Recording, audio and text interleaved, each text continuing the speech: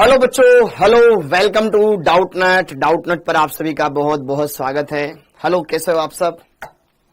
Good evening जी, good evening, good evening. Hello Parvati, hello Neha ji, hello बेटा, hello hello जी, hello hello Gera ji, hello Joseph, Shivangi, Azhar, Akanksha, Pushpendra, Pulkit, Rahul, hello Pulkit, hello Pooja ji, hello Gulfam, hello Banita, Vishal Kumar, Manjeet, आ जाओ जी, आ जाओ। कैसे हो आप? Hello Nagesh, Smita, Juned, Anjali, good evening बेटा, गुड इवनिंग। कैसे हो आप सब? हाँ जी, गुड इवनिंग जी, गुड इवनिंग। कैसे हो आप सभी? आ जाओ जी, आ जाओ बेटा, आ जाओ। आप सभी का बहुत बहुत स्वागत है यार, बहुत बहुत स्वागत है। हेलो अर्पण भारती, आ जाइए। कैसे हो आप सब? उम्मीद है, आशा करता हूँ आप सभी अपने घरों पर एकदम स्वस्थ है, मस्त है, ठीक है, और बढ़िया से पढ़ाई कर रहे हैं। हाँ जी, हाँ, क्लियर है। कल वाली क्लास समझ में आई थी आप सबको? कल वाली क्लास समझ में आई थी बेटा? हेलो दीपक, कल वाली क्लास समझ में आई थी आप सबको? कल वाली क्लास प्रॉपर समझ में आ गई थी ना, एकदम बढ़िया मस्त तरीके से, जिसमें वो कल वाली पीपीटी उड़ गई थी। ओके, तो आई होप अब उससे आगे बढ़ेंगे। और मैंने वहां पर कैमरे को देख करके कैसे पढ़ा लेते हो? कैमरा हमारे लिए स्टूडेंट है कि हाँ, हम भाई तुम्हारी तरफ देख रहे हैं, हम कैमरे की तरफ देख रहे हैं, तो इसका मतलब हमें ये लगता है कि हम आपकी तरफ देख रहे हैं। हाँ जी, तो चलिए अब आगे बढ़ते हैं, पढ़ा लेते हैं भाई, पढ़ा लेते हैं। पहली बार थोड़ी ना पढ़ा रहे हैं, पढ़ाते पढ़ाते 2 साल ऊपर हो गया। हाँ जी, अब चलो आगे देखते हैं। अब आगे की कहानी और क्या क्या चीजें हैं जो यहाँ पर बेटा आपके पास पीडीएफ आ चुकी है, पीडीएफ आ चुकी है ऑर्गेनिक की, जिसमें आप आईयूपीएससी के क्वेश्चन लगा सकते हो और समायोगिता के भी लगा सकते हो, ठीक है। उसमें आप आईयूपीएससी के क्वेश्चन लगाने लग जाओ, ठीक। हाँ जी, जरा देखो ध्यान से मॉड्यूल जो मैंने आपको सेंड किया है ऑर्गेनिक के लिए। बेटा देखो ध्यान, सबसे पहले तो मैं मॉड्यूल के बारे में बात कर लेता हूं कि बेटा मैंने आपको मॉड्यूल भेजा है ऑर्गेनिक का, उस ऑर्गेनिक के मॉड्यूल को आपको जरूर लगाना है। चाहो तो हम उसके लिए बीच में डिस्कशन क्लास भी रख सकते हैं, ठीक है। ओके, तो मॉड्यूल जो मैंने आपको ऑर्गेनिक के लिए भेजा है ना बेटा, सेकंड वाला, ठीक है, ऑर्गेनिक के, उसमें आईयूपीएससी की और समावयवता वाले टॉपिक के जितने भी क्वेश्चन है आपको जरूर लगाने हैं। और मैंने एनसीईआरटी संपूर्ण भी बेटा बनवा लिया है, कोऑर्डिनेशन कंपाउंड का भी बनवा लिया है, आईयूपीएससी आइसोमेरिज्म का भी बनवा लिया है, वो आपको अपलोड करवा दिया जाएगा, ठीक है। और उसके लिए आपको इतना परेशान नहीं होना है, जब मैं पूरी क्लास पढ़ा रहा हूं तो आप उस इतने सी चीज के लिए परेशान मत हो, ठीक है। ओके, वरना आप में से बहुत सारे बच्चे ना उसको देखते भी नहीं होंगे। मुझे बताओ कितने बच्चे ऐसे हैं जिन्होंने ईमानदारी से एनसीईआरटी संपूर्ण में से कुछ लिखा है? सब तो मैं क्लास में पढ़ा ही रहा हूं, ठीक है। तो उसके लिए इतना परेशान होने की जरूरत नहीं है। हाँ, उसमें तुम्हारे को एक साथ पूरा का पूरा वो मैटर मिल जाएगा, ठीक है, वो बात अलग है, वो तो क्लास में भी है ना। हाँ, अब आगे बढ़ते हैं, ठीक है। अब यहां पर नहीं लिखा कुछ भी। हाँ, पता है ना मेरे को, बहुत सारे बच्चे ना देखते ही नहीं उसको, वो क्योंकि कहीं ना कहीं आप कुछ नहीं देखते उसमें से। हकीकत तो ये क्लास अगर तुम यहां पर देखोगे सारी बातें क्लियर कर लोगे। हाँ जी, क्योंकि अगर तुम ये क्लास देख रहे हो ना, फिर बाकी चीजें तुम्हें करने की जरूरत नहीं है। क्वेश्चन लगाओ, प्रैक्टिस करो, कोई डाउट आता है डाउट पूछो, उसमें अपने आप को बढ़िया कर दोगे। हाँ जी, अब यहां पर जो मैंने आपको पीडीएफ भेजी हुई है बेटा, उसमें जो ऑर्गेनिक है, ऑर्गेनिक के आईयूपीएससी वाले क्वेश्चंस, समावयवता वाले क्वेश्चंस आप लगाना स्टार्ट कर दो, ठीक है। ओके, और 1 बाय 1 फिर हम उसके लिए डिस्कशन क्लास भी लगा लेंगे बीच में कभी, ठीक है। ओके, हाँ, आगे बढ़े, आगे बढ़े, आगे बढ़े, ठीक है। वेरी गुड बेटा, very good, very good, very good, very good. Abdullah ji check करो उनको यार, कैसे नहीं बन रहे। हाँ, अब आगे बढ़ते हैं और आज की क्लास को स्टार्ट करते हैं। आज हम पढ़ेंगे ज्यामितीय समावयवता और प्रकाशिक समावयवता। ज्यामितीय समावयवता, देन फिर हम स्टार्ट करेंगे प्रकाशिक समावयवता। हाँ जी, वेरी गुड बेटा, वेरी गुड। हाँ, तो अब यहां पर ज्यामितीय समावयवता हम पढ़ रहे थे, उसके अंदर क्या क्या चीजें जान ली थी वो सारी मैं बता देता हूं, फिर आगे बढ़ते हैं। हाँ जी, तो सबसे पहली बात, कल आपका टेस्ट है बेटा, कल आपका टेस्ट है। हाँ रमाकांत, रखेंगे बेटा, रखेंगे उसको। कल आपका टेस्ट है, ये चैप्टर कब कंप्लीट हो जाएगा? हो जाएगा, इसको टाइम नहीं लगेगा। हाँ जी, कल आपका टेस्ट है, तो सब बच्चे उसी टाइम पर टेस्ट दें, 3 घंटे के समय में टेस्ट दें, ताकि आपको ये पता लगे कि टेस्ट में किस तरीके से हमें प्रिपेयर होकर के, कैसे मेरे को एग्जाम में प्रिपेयर होकर के बैठना है। ऐसे ना दें कि 3 घंटे का टेस्ट है, आप 4-5 घंटे तक उसको दिए जा रहे हो। पूरा ईमानदारी के साथ टेस्ट दें। मतलब हाँ, संडे को आप परसों यार, ठीक है, हाँ संडे को टेस्ट है तो उसको पूरी ईमानदारी के साथ देना है बेटा, ठीक है, ओके। ऐसा नहीं करना है कि यार आप लापरवाही कर रहे हो, और पूरे अच्छे तरीके से दें। कोशिश करें कि मैं 650 से ज्यादा नंबर लेकर आऊं, मैं 650 से ज्यादा नंबर लेकर आऊं, इस बात के लिए ट्राई करें। ऐसे नहीं कि फॉर्मेलिटी के लिए दे रहे हो, फॉर्मेलिटी के लिए दे रहे हो तो फिर मत दो, पढ़ के दे रहे हो तो दो, तो फायदा दिखेगा उसमें। 3 घंटे का टेस्ट, 3 घंटे 20 मिनट का टेस्ट 3 घंटे 20 मिनट में कंप्लीट होना चाहिए। अच्छे से पूरे टॉपिक पढ़ लेना, जो भी क्वेश्चन से बेटा सब पढ़ाए हुए टॉपिक से ही आएंगे, ठीक, ध्यान रखना। D block, coordination compound, IUPAC, समावयवता, इनसे क्वेश्चन आएगा। अब आगे बढ़ते हैं। हाँ जी, तो हमने पिछली क्लास में पढ़ा था ज्योमेट्रिकल आइसोमेरिज्म। ज्योमेट्रिकल आइसोमेरिज्म में मैंने आपको क्या बताया था कि वे कंपाउंड जिनमें प्रतिबंधित घूर्णन पाया जाता है, वे यौगिक जिसमें प्रतिबंधित घूर्णन पाया जाता है, ज्यामितीय समावयवता दर्शाते हैं।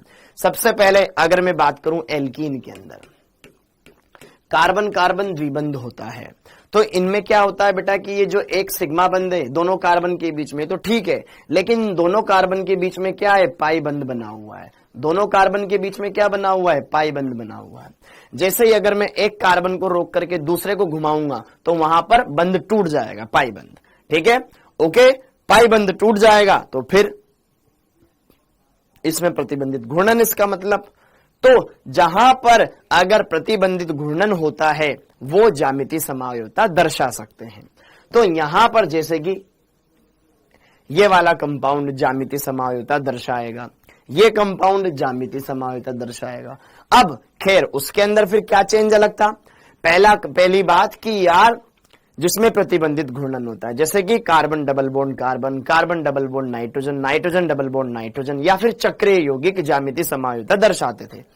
एल्किनों में ज्यामितीय समावयवता दर्शाने की क्या शर्त होती थी कि जो द्विबंधित कार्बन है sp2 वाले, प्रत्येक पर अलग अलग समूह जुड़ने होने चाहिए। इस पर जुड़े हुए दोनों समूह अलग होने चाहिए और इस पर भी जुड़े हुए दोनों समूह अलग अलग होने चाहिए। भले इधर वाले समूह और इधर वाले समूह सेम हो जाए, कोई फर्क नहीं पड़ता, ठीक, ओके। फिर इसी तरीके से अगर हम बात करें साइक्लोएल्केन, साइक्लोएल्केन के अंदर, हाँ कल मैंने कुछ होमवर्क के क्वेश्चन भी दिए थे, वो भी मैं बताऊंगा, हाँ जी, हाँ। और साइक्लोएल्केन में कम से कम 2 कार्बन ऐसे होने चाहिए जिन पर प्रत्येक पर 2 अलग अलग समूह जुड़े हुए हैं। जैसे कि मान लो एक कार्बन ये ले लिया, एक कार्बन ये ले लिया, इस पर एक हाइड्रोजन लगा हुआ है, तो दूसरा हाइड्रोजन नहीं होना चाहिए, कोई और हो जाना चाहिए, जैसे कि मेथिल। इस पर भी जैसे कि एक हाइड्रोजन है, दूसरा कोई और हो जाए, मेथिल। तो ये कंपाउंड ज्यामितीय समावयवता दर्शा सकता है। तो यहां पे जरा देखो ध्यान से, जिस तरीके से देखो मैं यहां पे मैंने ये बताया CH3 CH double bond CH CH3, हाँ जी, इसमें एक यह भाग है जो ज्यामितीय समावयवता दर्शाएगा। तो n का मान कितना हो गया, 1। अगर इस कंपाउंड को देखूं बेटा तो ये ऐसा कंपाउंड है जो ज्यामितीय समावयवता दर्शा रहा है, तो इसके लिए n का मान कितना होगा मुझे बताओगे? इसमें त्रिविम केंद्रों की संख्या कितनी होगी बताओगे? शालिनी जी चैप्टर हो जाएगा खत्म, टेंशन मत लो आप उसकी। इसमें त्रिविम केंद्रों की संख्या कितनी है?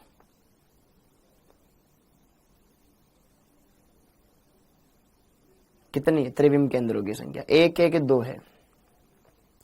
1 है या 2 है? इसमें त्रिविम केंद्र कितने हैं, 1 है या 2 है? देखो ध्यान से, वापस से इसको समझाता हूं मैं। देखो यहां पर इस तरफ मैंने 2 हाइड्रोजन लगा दिए, इस तरफ मैंने हाइड्रोजन लगा दिया, Cl लगा दिया। इस कार्बन के सापेक्ष ये कंपाउंड Gi शो कर सकता था। इस पर तो दोनों समूह अलग है ना, इस पर तो दोनों समूह सेम है, ये कंपाउंड ज्यामितीय समावयवता नहीं दर्शा रहा है। एक कार्बन पर 2 समूह है अलग अलग, इस पर नहीं है, नहीं दर्शा रहा है, और ये पूरा हमने एक समूह माना था।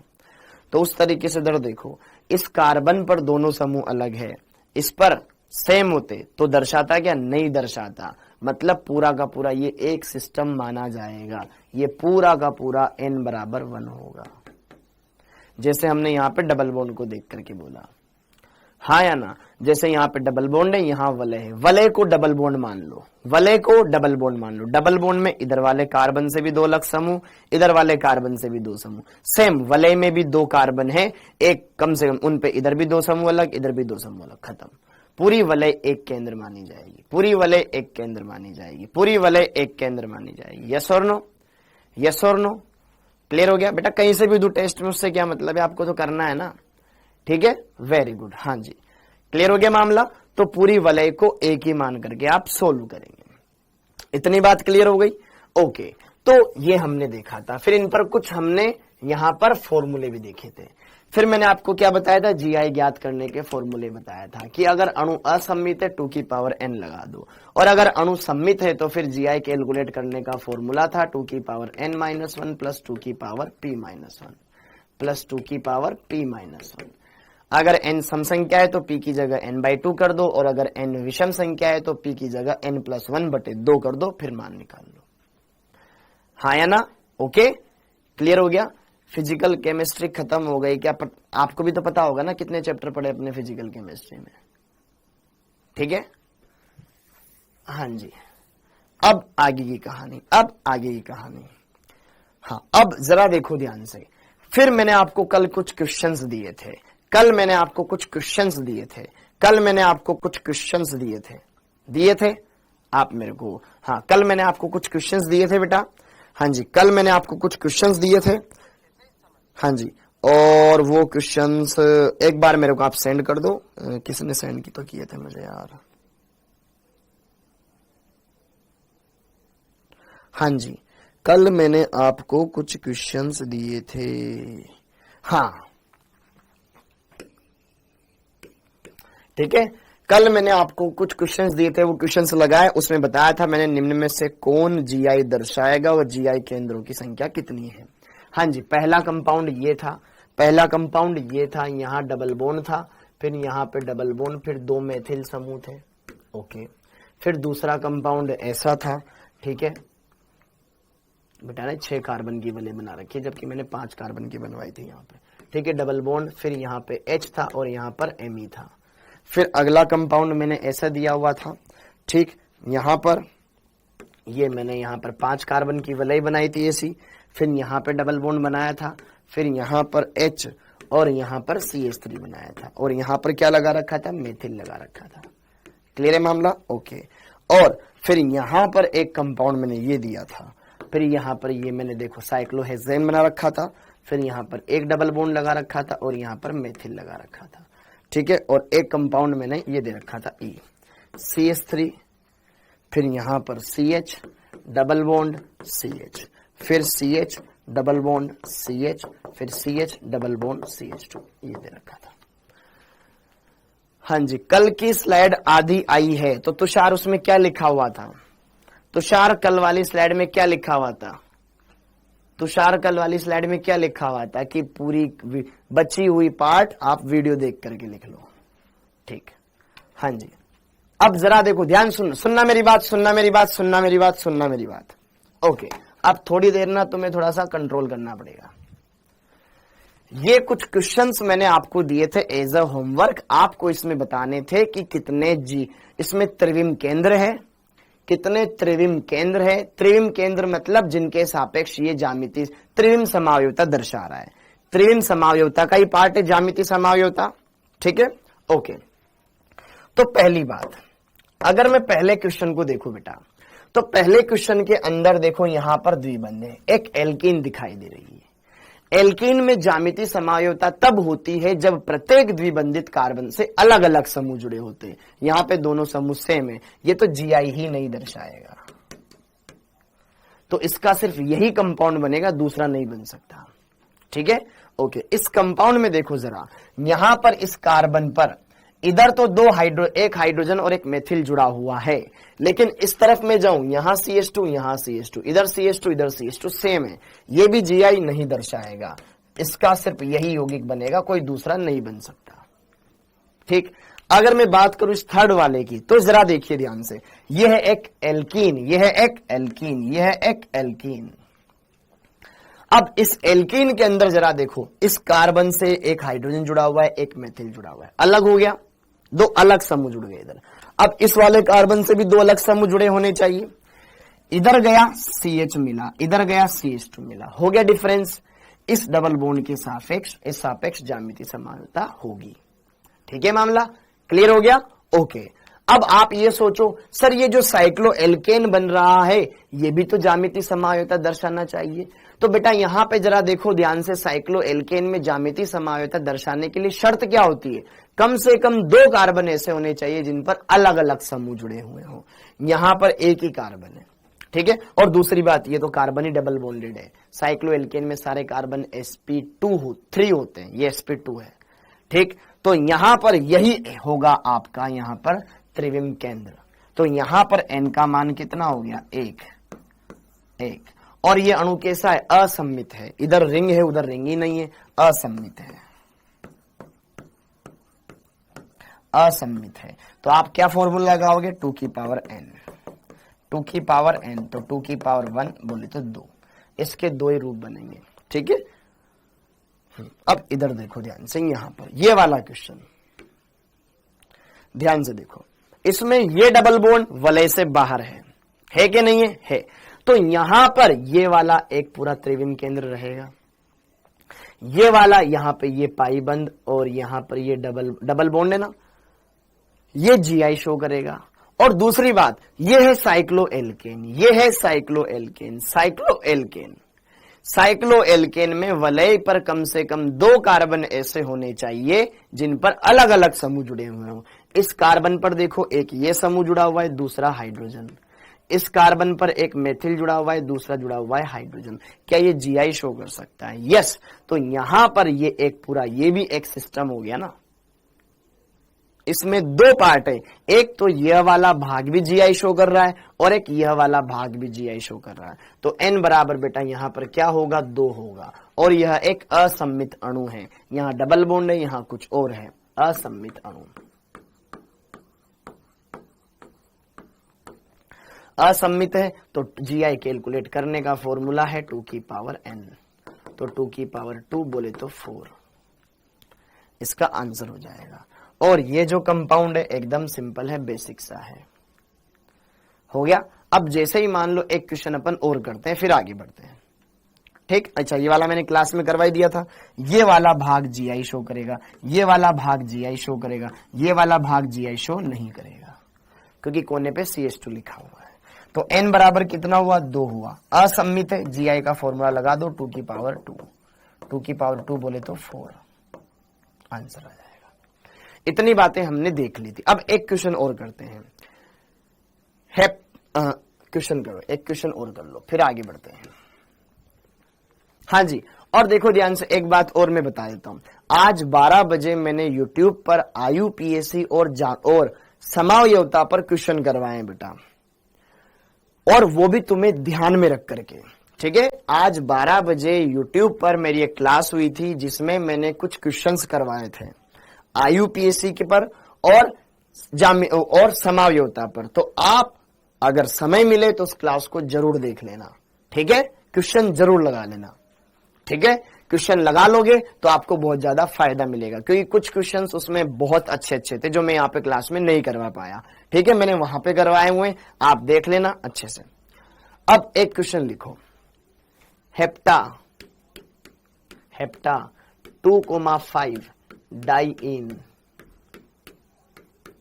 की संभावित संरचनाओं की संख्या होगी, संभावित संरचनाओं की संख्या होगी, संरचनाओं की संख्या होगी, संख्या होगी।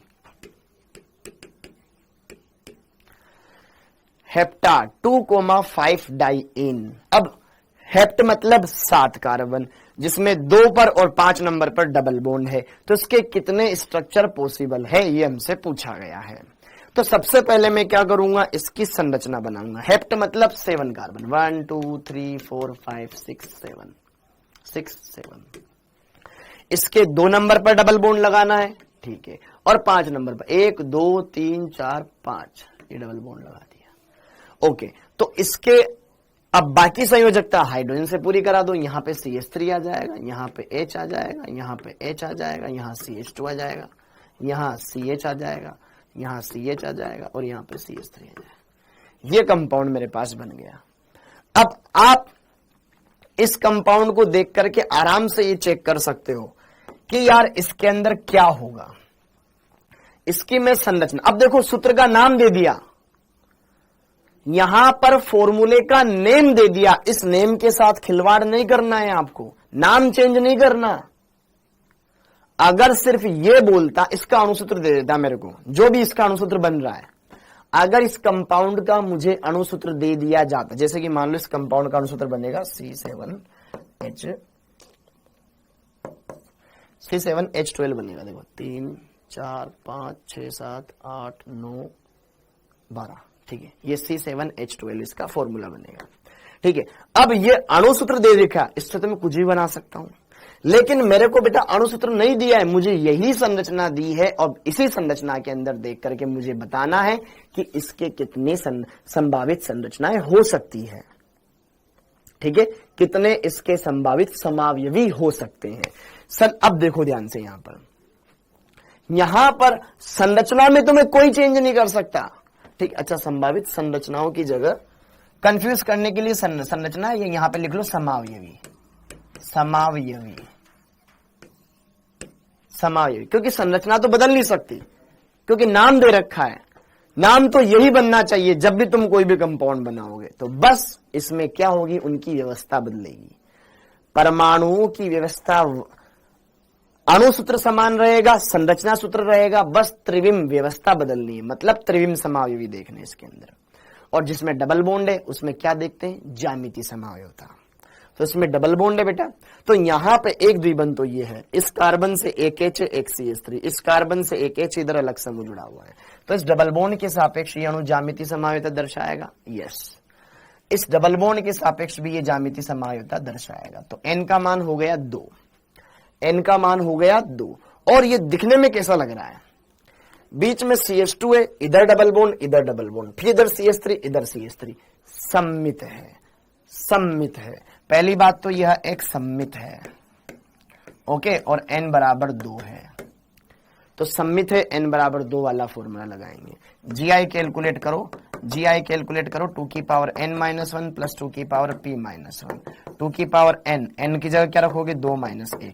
p का मान क्या हो जाएगा, p हो जाएगा n/2, n/2 बोले तो 2/2, कितना आ जाएगा, 1। 3 आंसर आ जाएगा शायद इसका। ठीक है, यहां पर 1 - 1, तो 2 में से 1 गया तो 1, 2 की घात 1 कितना हो जाएगा, 2, 1 में से 1 गया तो 0, किसी संख्या की घात 0 हो तो उसका मान कितना होता है, 1, आंसर आ गया 3। समझ में आया? तो क्वेश्चन को आप अच्छे से डील करें, बढ़िया से, यहां पर आप आराम से बता सकते हैं, कोई दिक्कत नहीं है। क्वेश्चन कैसे भी आ जाए, हमें कॉन्सेप्ट से मतलब है, वो हमारे पक्के होने चाहिए, फिर कोई घबराने की जरूरत नहीं है। ठीक है, मामला समझ में आया? ओके सब बच्चों को, अब आगे बढ़ते हैं।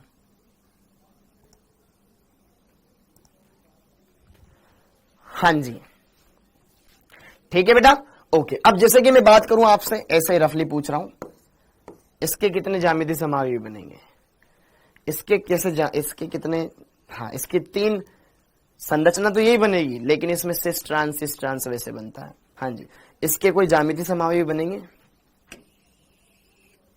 अरे सम्मित का मतलब है बीच में खड़ा हो जा, जस्ट बीच में खड़ा हो जा। इधर देख रहा हूं डबल बॉन्ड दिख रहा है, इधर देख रहा हूं डबल बॉन्ड दिख रहा है, फिर इधर CH3, इधर CH3 दिख रहा है। क्या ये ज्यामिति समावयवता दर्शाएगा? नहीं दर्शाएगा। साइक्लोहेक्सीन है, साइक्लोएल्कीन में कम से कम 8 कार्बन होने चाहिए, नहीं दर्शाएगा। कल ही तो पढ़ाया था नालायक को, नहीं दर्शाएगा। वेरी गुड, 8 कार्बन की नहीं। ठीक है, अब आगे बढ़ते हैं। अब हेडिंग डाल लो, ज्यामिति समावयवियों का नाम करना, ज्यामिति समावयवियों का नाम करना, ज्यामितीय समावयवियों का नाम करना।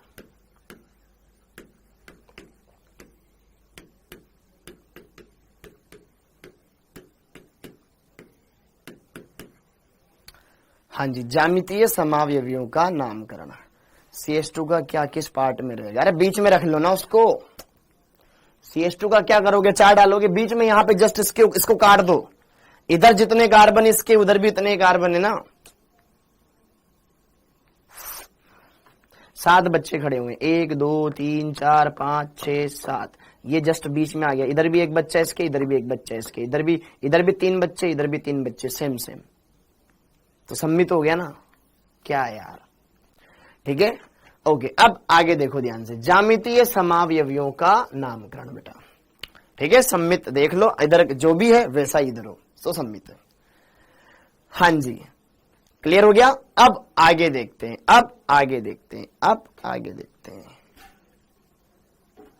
ठीक है लखन जी।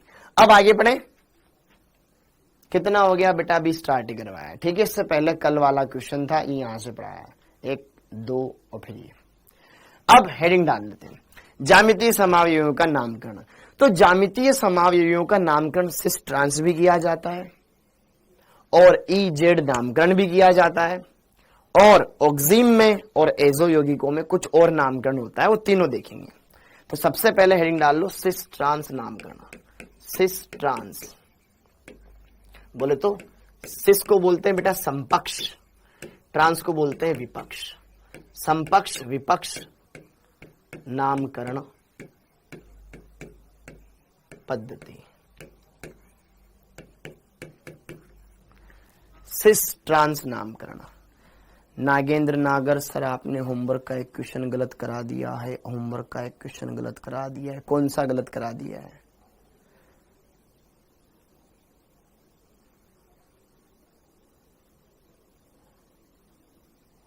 सर डी वाले की चेन में तो दोनों तरफ कार्बन से हाइड्रोजन है, कहाँ है इसमें? बेटा ये वाला समझ में आया, डी वाला? अरे ये वाला समझ में आया? इनमें से कोई पूछना है आपको कल वाले होमवर्क वाले में से? इनमें से कोई पूछना है होमवर्क वाले में से? इनमें से कोई पूछना है होमवर्क वाले में से? बी वाला पूछना है बेटा। बी वाला GI शो नहीं करेगा ना, क्योंकि इस कार्बन के दोनों समूह अलग अलग है, लेकिन इसके तो सेम है ना। इधर CH2, इधर भी CH2, फिर इधर देखो, इधर जाओ और इधर जाओ, इधर भी CH2 उधर भी CH2, तो ये शो ही नहीं करेगा, ये GI शो ही नहीं करेगा, ठीक है। डी वाला, डी वाले में जरा देखो ध्यान से, ये एल्कीन वाला पार्ट, एल्कीन वाला पार्ट, इधर क्या लिखा हुआ है? इधर वाला ये ज्यामितीय समावयवता दर्शाएगा, ये ज्यामितीय समावयवता दर्शाएगा, ये ज्यामितीय समावयवता दर्शाएगा।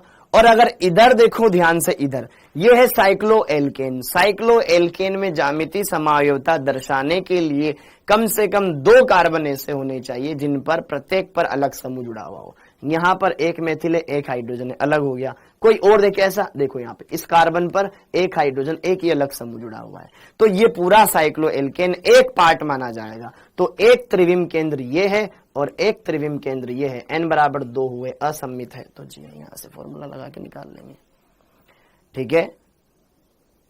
संरचना सूत्र कैसे बनाएंगे? उसमें कार्बन और हाइड्रोजन काउंट करके, ठीक। अब अणु बनाने की जरूरत नहीं, नाम दे रखा है ना, बनाओ ना। अब ई वाले में क्या, ये तो कल भी करवाया था, तुम पढ़ते नहीं हो यार, पढ़ के नहीं आते हो, यहाँ के ज्ञान बांटने लगते हो। आगे बढ़ते हैं, हाँ जी। सिस ट्रांस नामकरण। अब सिस ट्रांस नामकरण क्या होता है, कैसे होता है, सारी बातें। सी वाले में क्या है भाई? सी वाला ज्यामितीय समावयवता दर्शाएगा ना। इस डबल बॉन्ड में इस कार्बन से इधर H जुड़ा हुआ है, इधर CH से जुड़ा हुआ है। इस कार्बन से देखो बेटा, इधर क्या जुड़ा हुआ है? CH, इधर क्या जुड़ा हुआ है? H। दोनों तरफ जाओ, इधर जाओ, ऊपर गया CH मिला, यहां क्या है? CH2, अलग समूह हो गए ना, अलग समूह हो गया तो ज्यामितीय समावयवता दर्शाएगा ना भाई।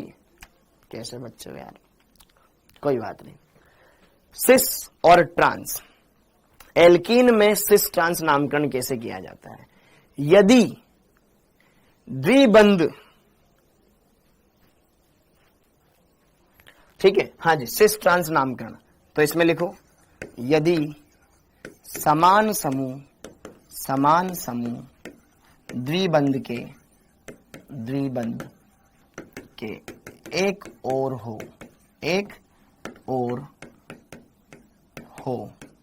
तो उसे सिस, उसे सिस या समपक्ष समावयवी कहते हैं, समावयवी कहते हैं।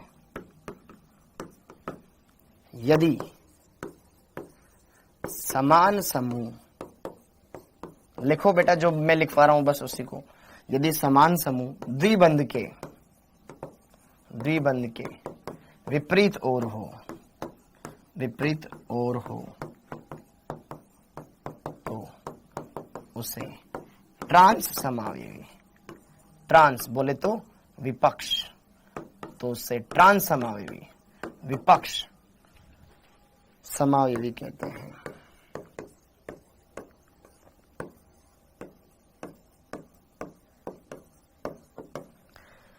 अगर सेम ग्रुप दोनों कार्बन एटम पर जो लगे हुए हैं, क्योंकि एक कार्बन पर तो दो सेम समूह हो नहीं सकते, ठीक है, अगर समान समूह डबल बॉन्ड के एक तरफ हो तो सिस, अपोजिट हो तो ट्रांस।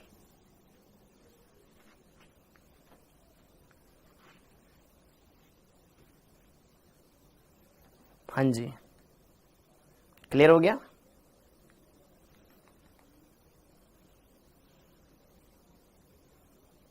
क्या है इसमें, डी में क्या दिक्कत आ गई भाई तेरे को? इस डी में क्या दिक्कत आ गई? इस डी में देखना, इस कार्बन पर एक CH3 जुड़ा हुआ है, एक H जुड़ा हुआ है, इस कार्बन पर एक H जुड़ा हुआ है, ये अलग समूह जुड़ा हुआ है, क्या दिक्कत है इसमें? क्यों बार बार परेशान हो रहा है? ठीक है, अब आगे देखो ध्यान से। उदाहरण, जैसे कि मान लो ये दो कार्बन है। हाँ जी, अगर मैं यहां पर जरा देखूं ध्यान से, अब यहां पे जरा देखूं ध्यान से, ये मेरे पास एल्कीन है बेटा, एल्कीन है। अगर मैंने यहां H लगा दिया, यहां पे लगा दिया CH3, ठीक है, दोनों समूह अलग है इस कार्बन से, और यहां H लगा दिया, यहां लगा दिया CH3, इस कार्बन के दोनों समूह भी अलग है, इस कार्बन के दोनों समूह भी अलग है, ये GI शो कर सकता है। अब देखो ध्यान से, अगर समान समूह, इस पर हाइड्रोजन, इस पर भी हाइड्रोजन, इस पर मेथिल, इस पर मेथिल, अगर समान समूह द्विबंध के एक ओर हो, ये दोनों CH3 नीचे या दोनों मेथिल ऊपर, तो इसको हम क्या बोलेंगे? इसको बोलेंगे हम सिस, इसको बोलेंगे हम सिस, ये है सिस, ये समपक्ष सिस। इधर भी CH3 है, इधर भी CH, किसी भी दो समूह को देख लो, हाइड्रोजन को देख लो या CH3 को देख लो, कोई फर्क नहीं पड़ता, किसी को भी देख लो, ठीक है, ओके। हाँ जी, ये सिस। अगर मैं मान लो इसी को क्या कर दूं, अपोजिट कर दूं, यहां CH3 लगा दूं, यहां ये CH3 है, यहां अपोजिट कर दूं, कब देखो अपोजिट आ गए, अपोजिट आ गए, ट्रांस, विपक्ष, ठीक है। ये है आपके पास 1 2 3 4 कार्बन वाली एल्कीन, जिसमें 2 नंबर पे डबल बॉन्ड है, ये है आपके सिस टू ब्यूटीन, ये है आपके पास ट्रांस टू ब्यूटीन, इसमें 1 2 3 4 ट्रांस टू ब्यूटीन। समझ में आया?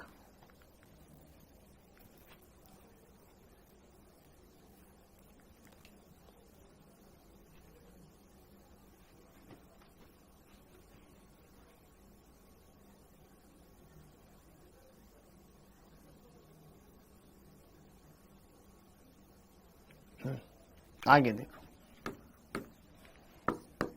जैसे कि आपको बोला जाए ट्रांस टू पेंटेन। अच्छा पहले देख लो यार, उदाहरण देख लेते हैं, फिर बाद में देख लेंगे ट्रांस। हाँ जी, जैसे कि देखो ध्यान से, मान लो बेटा यहां पर लगा रखा है मैंने डबल बॉन्ड, इस पर हाइड्रोजन लगा दिया, इस पर हाइड्रोजन लगा दिया। अब यहां पे मैंने मेथिल लगा दिया, यहां पर मैंने एथिल लगा दिया। अब यहां पे जरा देखो ध्यान से, 1 2 3 4 5, इसमें 2 कार्बन है, ध्यान रखना। तो यहां पे जरा देखो, डबल बॉन्ड को देखना है मेरे को, तो डबल बॉन्ड पर 2 समूह तो ऐसे होंगे जो समान होंगे, इन दोनों से जुड़े हुए। यहां हाइड्रोजन है, यहां हाइड्रोजन है, अगर हाइड्रोजन अपोजिट है तो ये हो जाएगा ट्रांस, ठीक है। 1 2 3 4, यहां 5 कार्बन है टोटल, तो ये ट्रांस टू पेंटीन है, ठीक है, ओके। और अगर मेरे को सिस बनाना हो तो दोनों हाइड्रोजन एक तरफ कर दो, इसका ऊपर है तो इसका भी ऊपर कर दो। यहाँ पे CH3, ये C2H5 को ऐसे लिख देता हूँ, वरना फिर बोलेगा सर 5 कार्बन कैसे, 1 2 3 4 5। ये है आपके पास सिस 2 पेंटीन।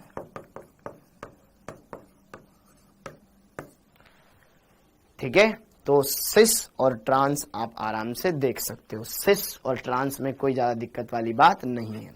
अगर समान समूह द्विबंध के एक ओर हो तो उसको बोला जाता है बेटा सिस, और अगर अपोजिट ओर हो तो उसको कहा जाता है ट्रांस। अगर ऊपर ऊपर सिस, नीचे नीचे सिस, अपोजिट हो ट्रांस, ऐसे हो ट्रांस, ऐसे हो ट्रांस, ऐसे हो सिस, ऐसे हो सिस। ठीक है, क्लियर है मामला? क्लियर है मामला? जिसके छूट गया बाद में लिख लेना। हाँ जी, ठीक है, एकदम हलवा है। फिर पता नहीं लोगों को क्यों दुख हो रहा है इसको भी देख के। ठीक, ओके, ये हो गया सिस और ट्रांस। सिस और ट्रांस बहुत सिंपल है, बहुत बहुत बहुत बहुत बहुत सिंपल है। आराम से आप इसको कर सकते हो, आराम से आप इसको कर सकते हो। एल्किनो में सिस और ट्रांस देखना। हाँ जी, अब आगे देखो। हाँ जी, अब EZ नामकरण, EZ नामकरण पद्धति।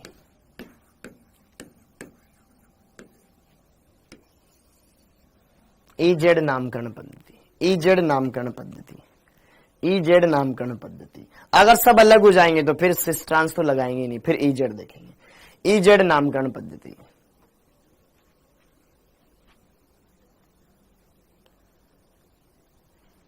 देखो अभी अभी पता है, देखो इतना बच्चे इतना रटते हैं, इतना रटते हैं, इतना रटते हैं, फिर कमेंट पे कमेंट करे जाते हैं। अगर तो क्लास में होता ना बालक, मैंने यहां पे C2H5 लिख दिया और यहां पे इसको CH2 CH3 लिख दिया, जिसमें इनकी दुनिया पलट गई।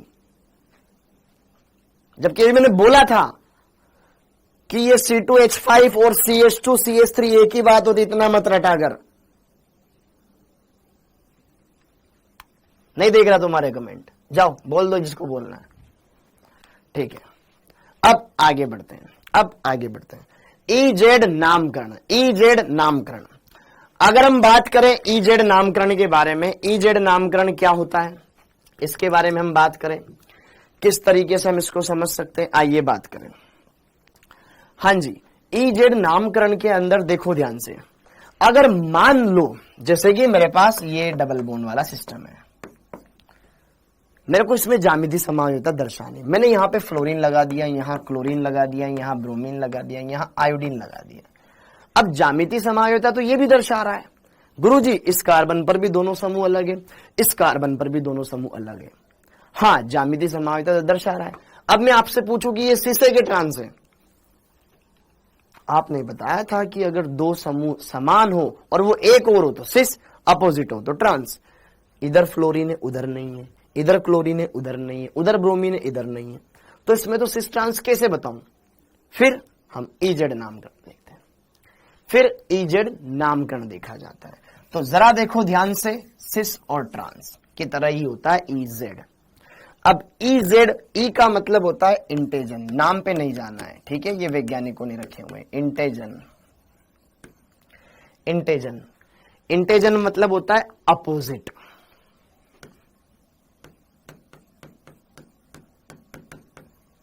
मतलब विपरीत ओर,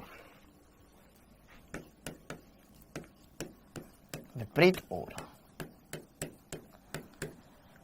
ओके, और Z का मतलब होता है जूसामन, जूसामन। इसका मतलब होता है टुगेदर, जिसका मतलब है बेटा साथ साथ,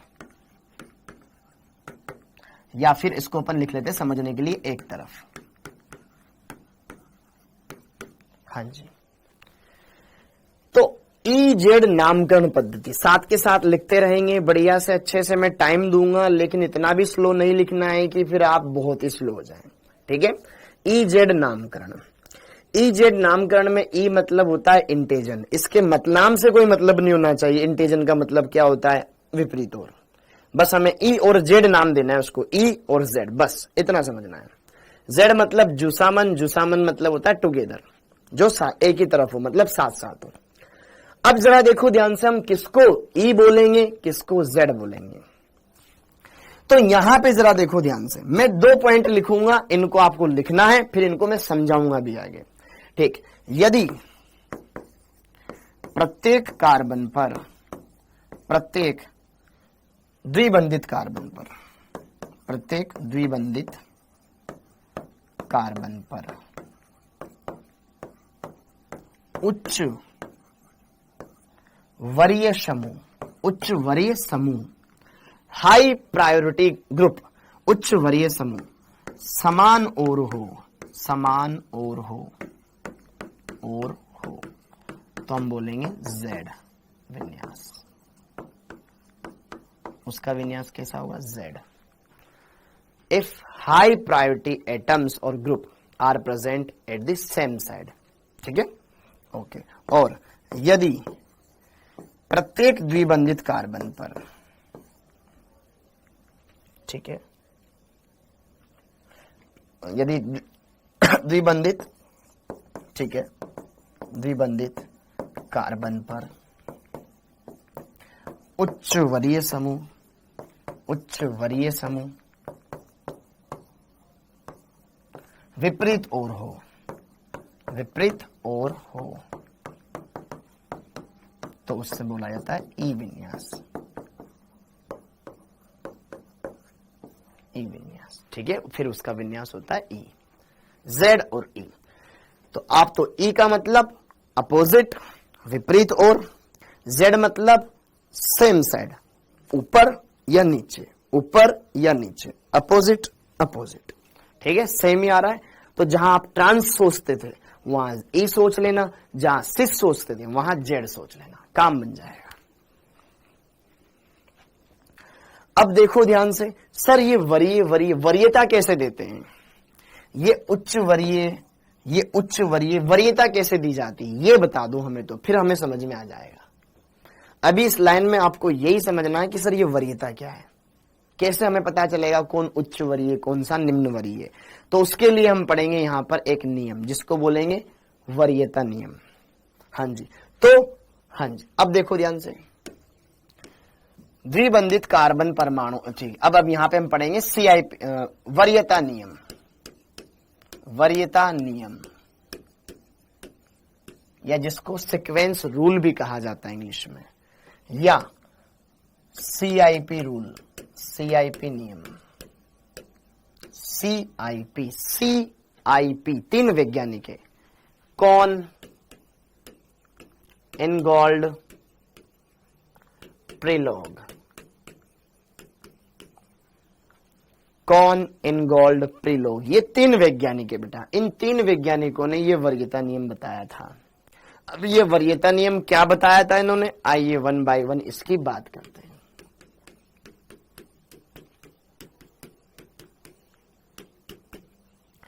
हाँ जी, ये वरीयता नियम क्या होता है, आइए चलिए इसके बारे में हम बात करें। तो देखो ध्यान से, अगर मैं यहां पर ई और जेड समझना चाहता हूं कि किस कार्बन, किस द्विबंधित कार्बन का, किस डबल बॉन्ड का विन्यास ई है और किस डबल बॉन्ड का विन्यास जेड है, तो वहां पर हम पढ़ेंगे CIP रूल, या फिर वरीयता नियम, या फिर सीक्वेंस रूल, प्राथमिकता किसको दें, वैसा कुछ। तो जरा देखो ध्यान से, इसके अंदर कुछ नियम है, कुछ नियम है। पहला नियम, रूल नंबर 1, इसका रूल नंबर 1 पढ़ो। रूल नंबर 1 बहुत ही सिंपल सिंपल नियम है जो हमें देखने हैं। यदि, ठीक, अच्छा यदि क्या, उसे वरीयता देंगे जिसका परमाणु क्रमांक ज्यादा होगा। पहला, उसकी वरीयता ज्यादा जिसका परमाणु क्रमांक ज्यादा, ठीक है।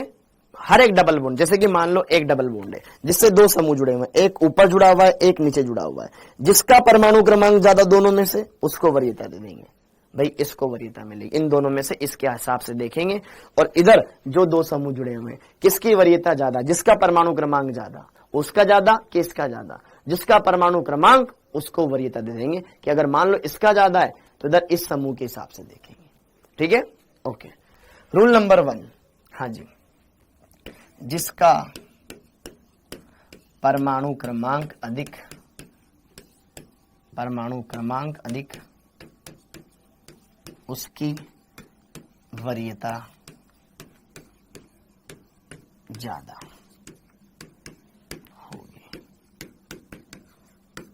ठीक है, जैसे कि देखो उदाहरण से समझाता हूं।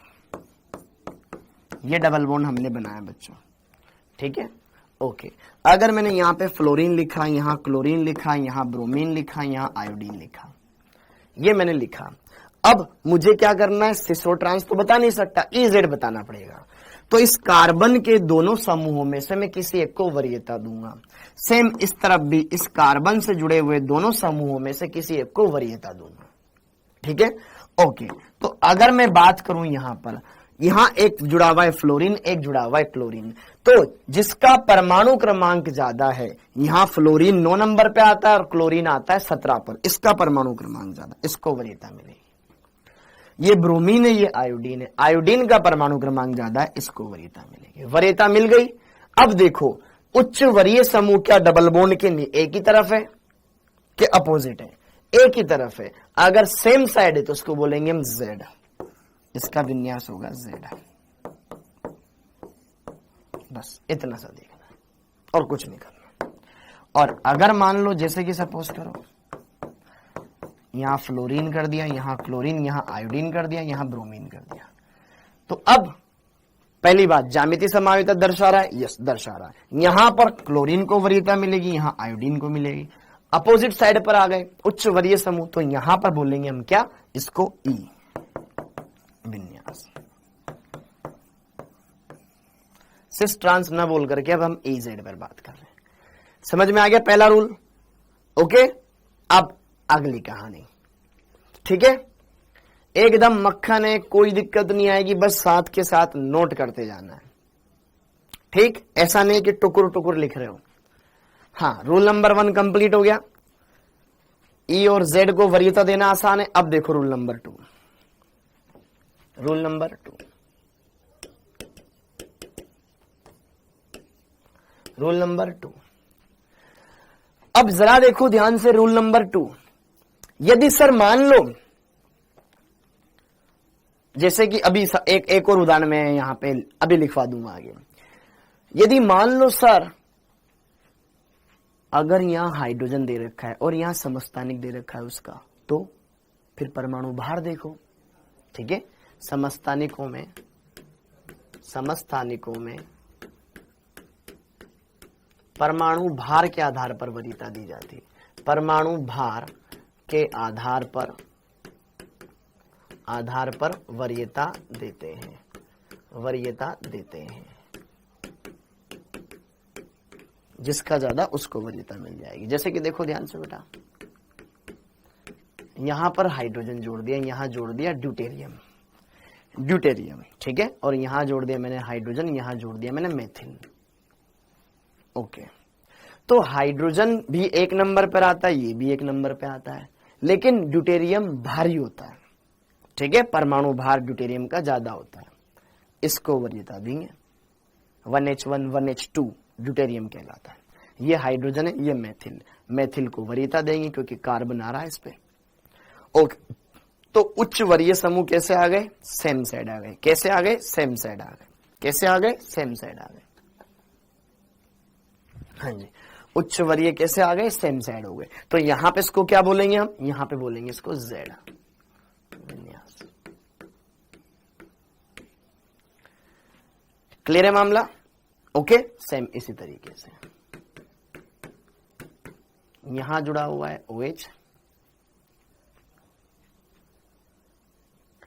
ठीक है, यहां जुड़ा हुआ है CH3, यहां जुड़ा हुआ है CH3, यहां जुड़ा हुआ है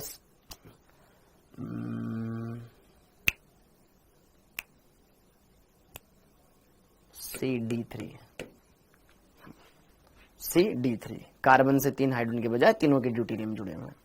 तो यहां पे जरा देखो ध्यान से, अब इधर ऑक्सीजन इधर कार्बन, तो ऑक्सीजन की वरीयता ज्यादा हो गई, परमाणु क्रमांक से देख लिया, ठीक है, पहले ही तत्व का परमाणु क्रमांक जो डायरेक्ट जुड़ रहा है, यहाँ ऑक्सीजन है यहाँ कार्बन है, इसकी वरीयता ज्यादा। इन दोनों में से देखो, इधर कार्बन है इधर भी कार्बन है, लेकिन उससे हाइड्रोजन जुड़े हुए, इससे जुड़े हुए ड्यूटेरियम, इसकी वरीयता ज्यादा, तो उसका विन्यास हो जाएगा E विन्यास। क्लियर है मामला? ओके। अब देखो रूल नंबर 3। यदि प्रथम परमाणु समान हो तो दूसरे को देख लो। यदि प्रथम परमाणु समान हो तो अगले परमाणु को देखें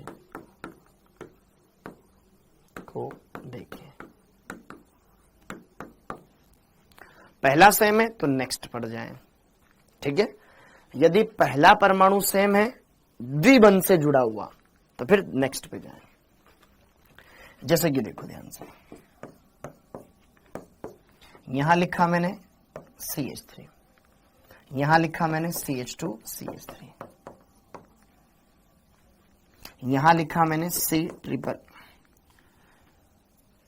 ट्रिपल बॉन्ड नाइट्रोजन, यहां लिखा मैंने C ट्रिपल बॉन्ड CH। हाँ जी, प्रथम परमाणु समान हो तो नेक्स्ट पे जाओ। डबल बॉन्ड, क्या इस डबल बॉन्ड के सापेक्ष ज्यामिति समायुक्ता है? पहली बात, इस कार्बन से दो अलग समूह जुड़े हुए, यहां CH3 जुड़ा हुआ है, यहां CH2 CH3 जुड़ा हुआ है, अलग जुड़ा हुआ है। इधर इस कार्बन पे देखा, इधर जुड़ा हुआ है साइनाइड, इधर जुड़ा हुआ है एल्काइन, अलग अलग ग्रुप है, बिल्कुल शो करेगा, ठीक है। अब मुझे देखना है इस कार्बन पे किसको वरीयता ज्यादा दूं। इधर देखा पहला परमाणु कार्बन, इधर भी पहला परमाणु कार्बन, फिर अगला जुड़ा हुआ है 3 हाइड्रोजन, लेकिन इस कार्बन से 2 हाइड्रोजन और एक मेथिल जुड़ा हुआ है, मेथिल इधर, उधर तीनों ही हाइड्रोजन है, इसकी वरीयता ज्यादा। इसमें जरा देखो, पहला कार्बन, दूसरा भी कार्बन, इसमें नाइट्रोजन का परमाणु क्रमांक ज्यादा है, इसको वरीयता मिल जाएगी। तो high priority groups opposite side पर है, तो ये हो जाएगा ई।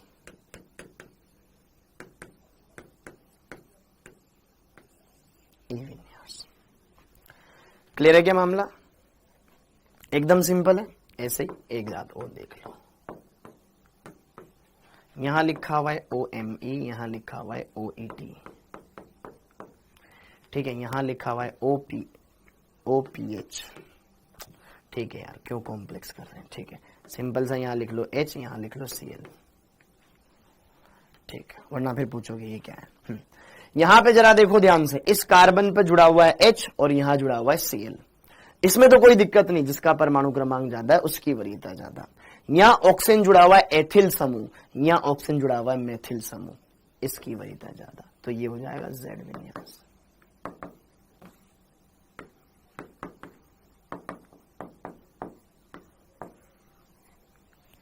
क्लियर है मामला एकदम, ठीक है, ओके। तो आपको देखना है वरीयता, अगर पहला परमाणु सेम है तो हम अगले पे बढ़ जाएंगे, समझ में आई बात।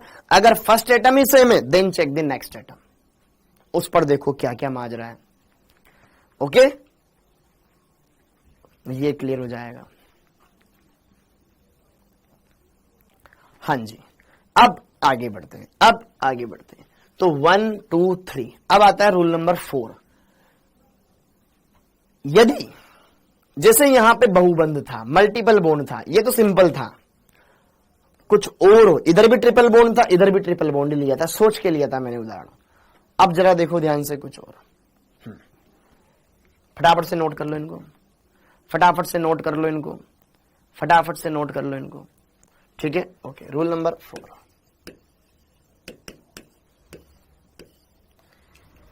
यदि द्विबंधित कार्बन एटम्स से जुड़े समूह बहु बंध वाले हों,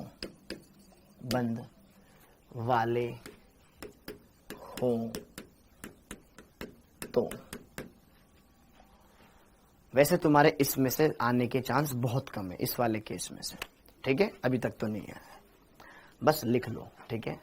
हाँ जी, यदि जो डबल बॉन्डेड कार्बन एटम है उनसे जो समूह अटैच है उनमें भी मल्टीपल बॉन्ड हो, फिर कैसे वरीयता देंगे, ठीक है, एकदम मक्खन है। हाँ जी, इसके लिए क्या करना होता है, बहुबंधों को, जो वास्तविक बहुबंध है उनको काल्पनिक एकल बंधों में कन्वर्ट किया जाता है। वास्तविक बहुबंधों को काल्पनिक एकल बंधों में परिवर्तित किया जाता है। काल्पनिक बहुबंधों को एकल बंध में कन्वर्ट करके फिर हम अंकन करेंगे। जैसे कि मान लो अगर साइड वाला समूह ऐसा है बेटा, अगर मान लो साइड वाला समूह ऐसा है जिसमें कार्बन के साथ ट्रिपल बॉन्ड बना हुआ है, ये साइड वाला समूह। अगर साइड वाला समूह ऐसा है जो ट्रिपल बॉन्डेड है, जैसे कि यहां था ट्रिपल बॉन्ड कार्बन वाला, यहां तो हमने डायरेक्ट देख लिया क्योंकि ये भी कार्बन है, ये भी कार्बन है, अगला नाइट्रोजन है, अगला कार्बन है, पता चल गया इसका परमाणु क्रमांक ज्यादा था, देख लिया, खत्म बात। अब ये है आपके पास साइड वाला समूह जो कि इससे जुड़ा हो सकता है, तो इसको काल्पनिक एकल बंध में कन्वर्ट करेंगे। काल्पनिक एकल बंध में कन्वर्ट करेंगे कैसे कि यार ये जो कार्बन है इस कार्बन के साथ 3 बंध बना रहा है, ये जो कार्बन है इस कार्बन के साथ 3 बंध बना रहा है, ट्रिपल बॉन्ड बना रहा है, तो यह कार्बन ऐसे 3 कार्बन के साथ जुड़ा हुआ है। इसका मतलब यह है, हम इसको काल्पनिक एकल बंध में मानेंगे। यार यह कार्बन इसके साथ 3 बंध बना रहा है, 1 बंध बना दिया, 2 हम अपनी तरफ से काल्पनिक एकल बंध मानेंगे। हो गया ना, यह कार्बन ट्रिपल बॉन्ड बना रहा है, मतलब यह कार्बन 3 कार्बन के साथ जुड़ा हुआ है, 1, 2 और 1 वास्तविक, 2 काल्पनिक लगा दिया। तो इसको और सेम इसको भी देखो, यह कार्बन भी तो 3 कार्बन के साथ जुड़ा हुआ है, तो 1, 2, 3 ऐसे हम इसको ब्रेक कर देंगे, कुछ नहीं करना, इसको हमने काल्पनिक एकल बंधों में कन्वर्ट कर दिया। सेम इसी तरीके से अगर जैसे कहीं लिखा हुआ है C डबल बॉन्ड O, कहीं लिखा हुआ है C double bond O, C double bond O, इसका मतलब यह कार्बन 2 ऑक्सीजन से जुड़ रहा है और वह ऑक्सीजन भी 2 कार्बन से जुड़ रहा है। अगर इधर ये मेन चेन है हमारे पास तो इसका मतलब मेरे पास ये है कि यार यह वाला कार्बन एक इससे तो जुड़ेगा ही जुड़ेगा, एक और से जुड़ेगा, और यह वाला ऑक्सीजन इससे तो जुड़ ही रहा है, एक और से जुड़ेगा। यह है इसका मतलब, ठीक है। अगर कहीं पे लिखा हुआ है C ट्रिपल बॉन्ड N, तो इसका मतलब यह कार्बन नाइट्रोजन के साथ ट्रिपल बॉन्ड बना रहा है, तो इसका मतलब मैं क्या समझूंगा कि यार यह कार्बन ना 3 नाइट्रोजन के साथ जुड़ रहा है, 1 नाइट्रोजन तो ये दे ही रखा है, 2 हम अपनी तरफ से लगा देंगे, और यह नाइट्रोजन भी 3 कार्बन के साथ जुड़ रहा है, 1 से तो जोड़ ही रखा है, 2 हम अपनी तरफ से लगा देंगे। ऐसे बस इतना सा करना है, ठीक है, समझ में आया एकदम। कहीं पर जैसे कि देखो CH डबल बॉन्ड CH2 लिखा हुआ है, तो इसको मैं कैसे कन्वर्ट करूंगा, यार यह कार्बन ना 2 CH2 समूह के साथ जुड़ा हुआ है, ऐसा दिख रहा है मेरे को, यह कार्बन 2 CH2 समूह के साथ जुड़ा हुआ है, सिंगल कार्बन लगा दो कोई फर्क नहीं पड़ता। यह कार्बन अगर मैं देखूं, यह CH, यह जो कार्बन है 2 कार्बन के साथ जुड़ा हुआ है, तो इसको यहां पे ये CH, 1 CH2 इधर मान लो, ठीक है, 1 CH2 इधर लगा दो, कोई फर्क नहीं पड़ता, काल्पनिक एकल बंधों में कन्वर्ट कर दो उसको। और सेम इस तरीके से ये इधर CH से जुड़ा हुआ है, या फिर इधर CH2 हटा के ना वो वरना कॉम्प्लेक्स हो जाएगा, ये CH, ये कार्बन इधर है, यहां से इससे 2 हाइड्रोजन जुड़े हुए हैं, ये CH था, ये CH, ये CH2, यह कार्बन 2 कार्बन के साथ जुड़ा हुआ है, इसका मतलब ये है, तो ये हमने लगा दिया, और यह कार्बन भी ऐसे 2 के साथ जुड़ा हुआ है, तो हमने ऐसा सिंपल सा बना दिया, ये आसान है। हाँ जी, अगर बाई चांस कोई कंपाउंड हमें ऐसा मिले जिसमें इसकी जरूरत पड़ेगी, देखना भी बताऊंगा मैं, ये समझ में आया, एक बार इनको लिख लो। अगर कार्बन कार्बन के बीच में ट्रिपल बॉन्ड बन रहा है और वरीयता देनी हो तो हम इसको ऐसा मानेंगे कि यार यह कार्बन 3 कार्बन से जुड़ा हुआ है। अगर कार्बन ऑक्सीजन के बीच में डबल बॉन्ड है, किन्हीं भी 2 परमाणु के बीच में बहुबंध है, डबल बॉन्ड है, तो इसका मतलब यह है यह कार्बन 2 ऑक्सीजन के साथ जुड़ा हुआ है। और सेम ऐसे पीछे वाले के लिए ये ऑक्सीजन भी 2 कार्बन के साथ जुड़ा हुआ है। इधर देखो नाइट्रोजन के बीच कार्बन और नाइट्रोजन के बीच में ट्रिपल बॉन्ड है, तो इसका मतलब क्या हुआ कि कार्बन 3 नाइट्रोजन के साथ जुड़ा हुआ है। ये यहां पे कार्बन और कार्बन के बीच में डबल बॉन्ड, इसका मतलब यह कार्बन 2 कार्बन के साथ जुड़ा हुआ है। एकदम मक्खन है, सिंपल है, कर लोगे। हो गया। देखो उदाहरण,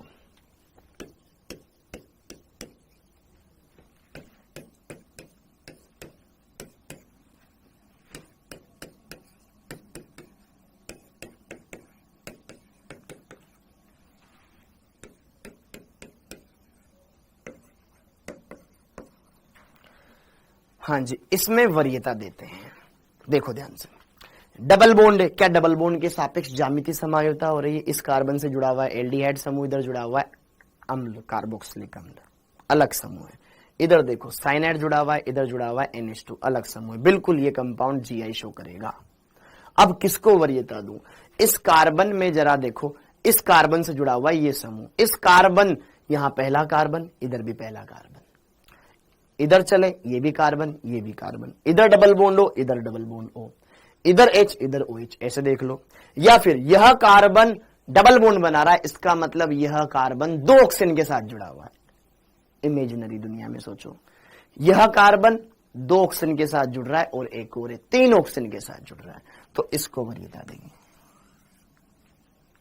और इधर कार्बन है, इधर नाइट्रोजन है, पहला ही परमाणु बदल गया, इसको वरीयता मिलेगी। पहला कार्बन देख लो, बाकी जाने की जरूरत ही नहीं है। तो यहां पर क्या हो जाएगा, इसका Z विन्यास हो जाएगा, Z विन्यास हो जाएगा। क्या एकदम सिंपल है? क्या एकदम सिंपल है? क्या एकदम आसान है? अच्छे से हो सकता है।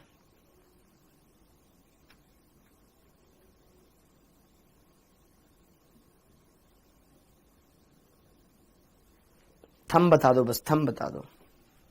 हाँ जी, आसान एकदम सिंपल है। Z विन्यास देखो, यहां पे नाइट्रोजन ही देखना है, आगे नहीं जाना, नाइट्रोजन से काम चल जाएगा। एक उदाहरण और देख लो इसका,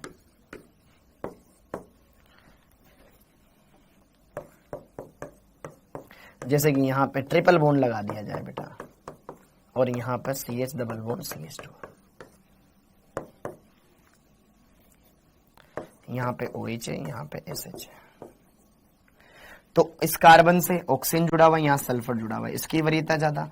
इधर पहला कार्बन, इधर भी कार्बन, इधर दूसरा भी कार्बन, इधर भी कार्बन, तो कहीं ना कहीं कंफ्यूजन हो जाए, तो उसके लिए फिर इन्होंने वरीयता नियम बताया। बाकी इतना लगाने की भी जरूरत नहीं पड़ रही, वैसे ही दिख रहा है यार, यहां पे ट्रिपल बॉन्ड बन रहा है, अब यहां पे डबल बॉन्ड बन रहा है, तो इसका मतलब यह कार्बन 3 कार्बन के साथ जुड़ा हुआ है। इमेजिनरी सोचो, यह कार्बन 2 के साथ जुड़ा हुआ है, ऊपर वाले की वरीयता ज्यादा, ठीक है। अपोजिट साइड वाले ये निम्न वरीय, ये देखो उच्च वरीय अपोजिट साइड में आ गए, अपोजिट आ गए तो क्या हो जाएगा, ई विन्यास। तो ऐसे इनका विन्यास देखा जाता है, ऐसे इसका विन्यास देखा जाता है, ऐसे इनका विन्यास देखा जाता है। तो आई होप ये 4 नियम जिनसे हम EZ नामकरण देख पा रहे हैं, एकदम बढ़िया है, एकदम लजीज है, एकदम बहुत ही सुविधाजनक है, कोई दिक्कत नहीं आएगी आपको। ओके, ठीक है, ओके। हाँ जी, EZ विन्यास बताएं, क्वेश्चन लिखो। EZ विन्यास का निर्धारण करें।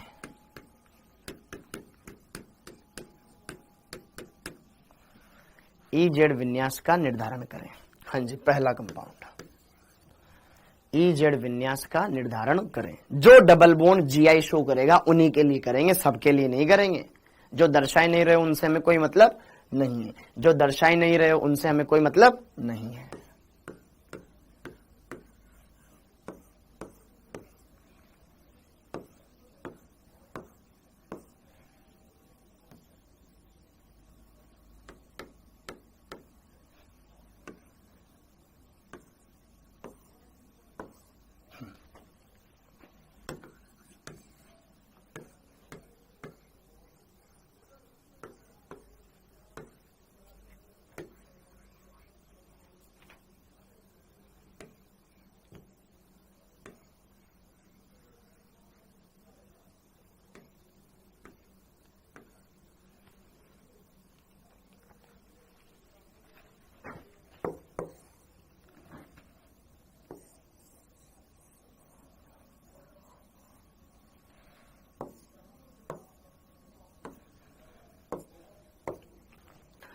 हाँ जी, अब इनके बारे में बात करते हैं। तो देखो ध्यान से, साइक्लोएल्कीन है। साइक्लोएल्कीन में जीआई शो करने के लिए कम से कम 8 कार्बन होने चाहिए, इसमें 10 है, शो करेगी। पहली बात तो ये। ओके, अब इनके अंदर देखते हैं इनके विन्यास क्या क्या है।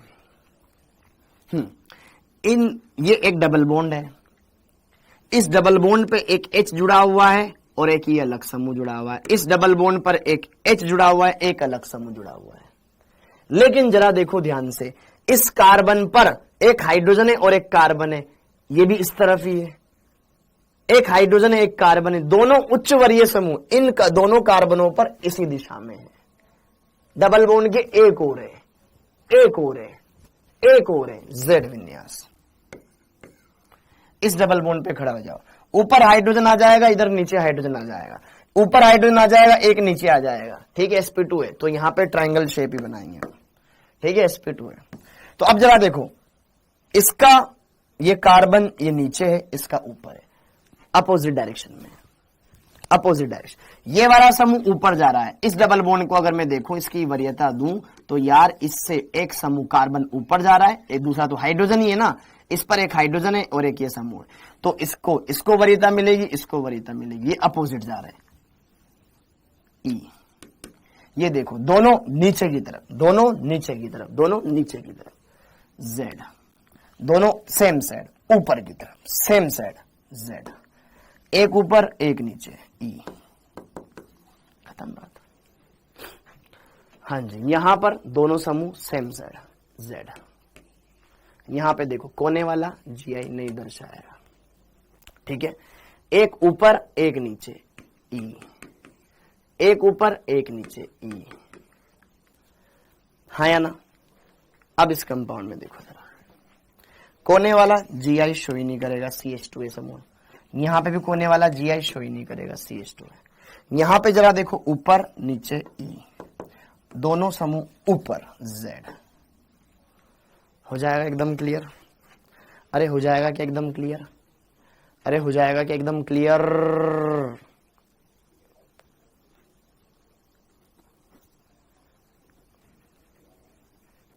एकदम सिंपल है, एकदम सिंपल है। EZ विन्यास का निर्धारण करना कोई टेढ़ी खीर नहीं है। EZ विन्यास का निर्धारण करना कोई टेढ़ी खीर नहीं है। अब जैसे कि देखो ध्यान से, ये जो कंपाउंड मैंने लिखा, सर EZ विन्यास का करते क्या है? जैसे उसमें तो सिस ट्रांस लगा देते हैं, इसमें करते क्या है?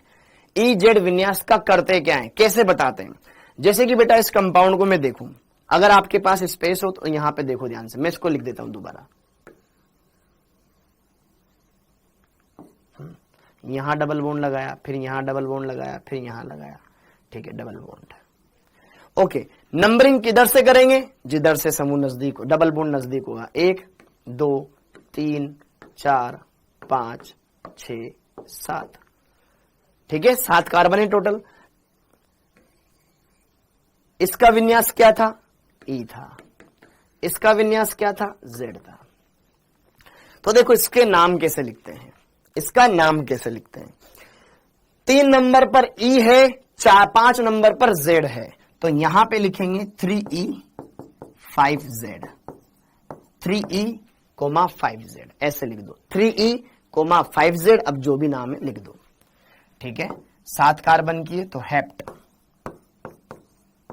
पीछे हेप्ट, बस हेप्ट 1, 3, 5 ट्राईइन, इसका नाम बन जाएगा 3Z, 3E 5Z।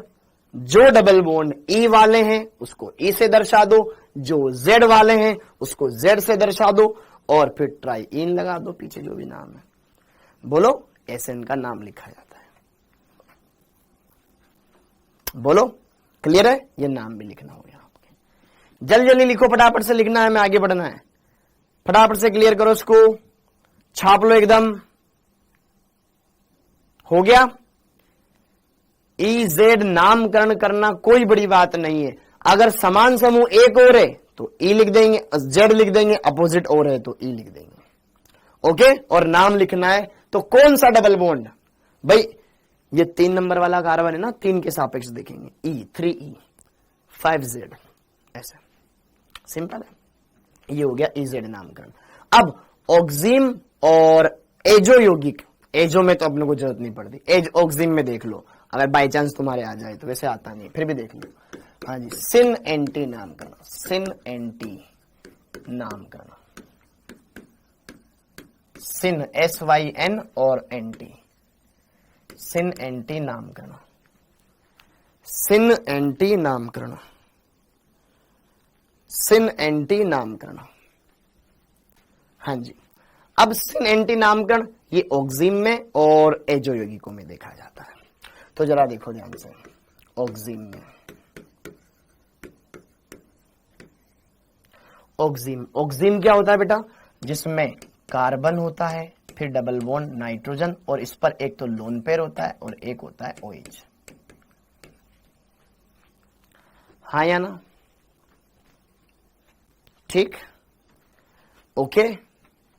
ये है आपके पास ऑक्जिम, ये है आपके पास ऑक्जिम। अब इसमें देखो सिन और एंटी, सिन और एंटी कैसे देखते हैं, जरा देखो ध्यान से। ऑक्जिम में सिन और एंटी कैसे देखा जाता है, कोई भी मैं उदाहरण ले लेता हूं बेटा, कोई भी मैंने उदाहरण ले लिया, जैसे कि ध्यान से देखना। पहली बात तो क्या वो GI शो करेगा, देखो सिन और एंटी कैसे नाम लिखा जाता है। एक कंपाउंड का सिन भी नाम हो सकता है, एंटी भी नाम हो सकता है। एक कंपाउंड का नाम सिन भी हो सकता है, एंटी भी हो सकता है। एक ही कंपाउंड का सिन भी हो सकता है, एंटी भी हो सकता है। देखो जरा ध्यान से, मैंने क्या किया, ये डबल बॉन्ड N, ठीक है, इधर लगा दिया मैंने OH, क्योंकि लोन पेयर है बेटा तो वो ट्राइंगल शेप तो बनाएगा ही बनाएगा, ठीक है, sp2 सर्कल। अब यहां पे जरा देखो ध्यान से, इस कार्बन पर दो समूह मेरे को लगाने हैं, दोनों अलग अलग होने चाहिए। ऑक्सिजन में याद है, अगर यहाँ पे H लगा दिया, यहाँ पे मेरे को CH3 लगाना पड़ेगा। क्या ये GI शो करेगा? बिल्कुल, डेफिनेटली ये GI शो करेगा, डेफिनेटली ये GI शो करेगा। ठीक है, ओके। ये है मेरे पास ऑक्सिजन, ये है मेरे पास ऑक्सिजन। इस कार्बन पर एक CH3 लगा दिया, एक हाइड्रोजन लगा दिया, इस कार्बन पर, इस नाइट्रोजन पर OH लगा दिया और एक लोन पेयर। ये तो दोनों वैसे ही अलग है, इस पर भी दोनों अलग है, यस। अब इसको मैं सिन बोलूं या एंटी बोलूं, सिन बोलूं या एंटी बोलूं, तो जरा देखो ध्यान से, OH समूह को देखो, इस OH समूह को देखो। OH समूह मेथिल के सापेक्ष समान तरफ है, हाइड्रोजन के हिसाब से अपोजिट साइड पे। इस OH के हिसाब से मेथिल इस तरफ है और H इस तरफ है। तो अगर हाइड्रोजन के हिसाब से देखा जाए तो इसको क्या बोलेंगे हम? देखो देखो, इस एक कंपाउंड तो मैंने इसका ये बनाया और एक कंपाउंड मैंने इसका ये बना दिया। इसमें H इधर लगा दिया, इसमें CH3 इधर लगा दिया। ठीक, तो ये दो कंपाउंड मैंने बताए। तो आपसे पूछ लिया जाए कि यार हाइड्रोजन के सापेक्ष इनका विन्यास क्या है? ये नाइट्रोजन से जुड़ा हुआ ऑक्सीजन, ये नाइट्रोजन से जुड़ा हुआ ऑक्सीजन, OH समूह। इस OH समूह को देखा जाएगा किसी भी समूह के सापेक्ष, जिसके अगर मैं हाइड्रोजन के सापेक्ष देखूं, हाइड्रोजन के सापेक्ष,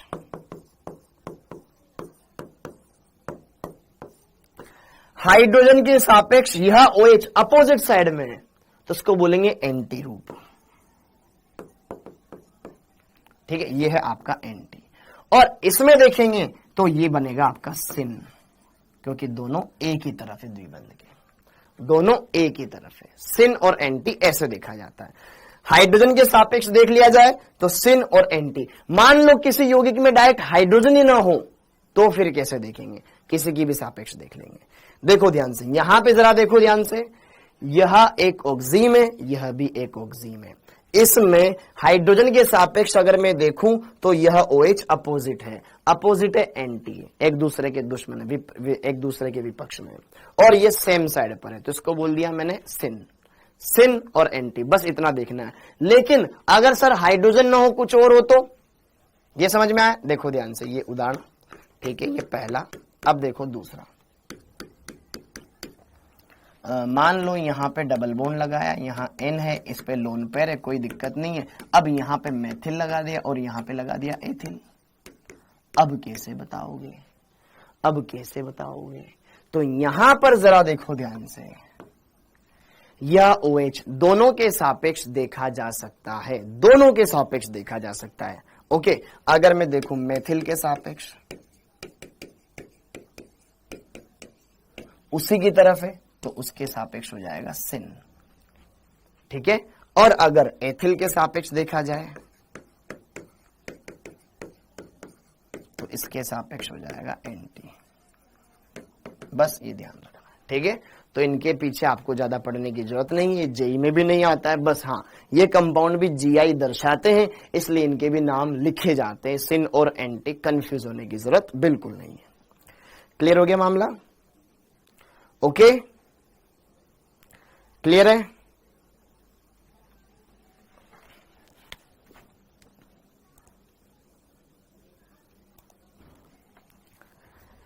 हाँ जी, ठीक है बेटा। बी, अच्छा बी के दूसरे में जेड है, हाँ इसका जेड है ना। अच्छा ये सी है, ये डी है, हाँ जी। इसका अपोजिट है, जेड ही होगा, ई होगा, ई होगा, ठीक है। अपोजिट है, अपोजिट है। अच्छा इसका वाला, इसका भी होगा आपका ई विन्यास, ठीक है, ई विन्यास, हाँ जी, ठीक है। अच्छा rule number 2, rule number 2, rule number 2, same side opposite side, सही तो है। यहां पर ये Z है, यहां पर ये E है, यहां पर ये Z है, ये E है, ये E है, ये Z है, सेम तो है। 5Z, 5Z लिखा तो है। अरे ये बोल रहे हो क्या? Okay okay okay okay okay. यहां पर है ये E, ठीक है, E यहां पे आ जाएगा भैया 5E, ठीक है। 3E 5E, 3E 5E, 3E 5E, 3E 5E, ठीक है, ओके। 3E 5E। एजो में देख, एजो में कुछ नहीं होता, एजो में नाइट्रोजन होता है, ठीक है, वो मत देखो, कोई मतलब नहीं। इस पे भी लोन पेयर होता है, इस पे भी लोन पेयर होता है, ठीक है। यहाँ पे कोई समूह जोड़ दो, यहाँ पे पेंजिन जोड़ दिया, यहाँ पे पेंजिन जोड़ दिया, ठीक है। दोनों लोन पेयर एक तरफ तो सिन, अपोजिट है तो एंटी। नहीं आता बेटा अपने समझ में, ठीक है, अपने सिलेबस में ये नहीं आता है, हाँ जी, ठीक है। ये अब देखो ध्यान, अगर एजो यौगिकों में देख लो, लिख लो यार, एजो यौगिक लिखवाई दिया तो एजो यौगिकों में दोनों लोन पेयर सेम साइड, ये है सिन, ठीक है। अपोजिट कर दो, एक लोन पेयर इधर लगा दो, ये पीएच इधर लगा दो, फिर डबल बॉन्ड, इधर लोन पेयर इधर ही रहने दो, पीएच इधर लगा दो, ये हो गया एंटी, खत्म, हाँ जी। सर ए वाला समझ नहीं आया, ये वाला ऑक्सिम वाला देख, अगर OH के देख हाइड्रोजन के सापेक्ष देख ले, हाइड्रोजन अपोजिट है, एंटी है, सेम साइड है, सिन है, ठीक, ओके। अगर तू OH को मेथिल के सापेक्ष देखेगा, सेम साइड है, सिन है, एथिल के सापेक्ष देखेगा, अपोजिट है, ये एजो यौगिक, हाँ जी। ना बेटा इनको ऐसे ही लिखते हैं, मैं जो बोल रहा हूं ना ऐसे ही लिखना है, ठीक है। अगर दोनों E होते तो भी ऐसे ही लिखते, दोनों Z होते तो भी ऐसे ही लिखते, EZ होते तो भी ऐसे ही लिखते, हाँ जी, ठीक है, ओके। क्लियर हो गया मामला? ये था आपके पास ज्यामिति समावयवता, ये था आपके पास ज्यामिति समावयवता। 1 2 3 ट्राई इन लिखा तो है यहाँ पे, ट्राई इन, ट्राई इन, अरे 1 2 3 ट्रिपल बॉन्ड है ना, तो ट्राई लिखोगे ना 3 के लिए। तो अब आगे, अब हेडिंग डाल लो प्रकाशिक समावयवता, प्रकाशिक समावयवता,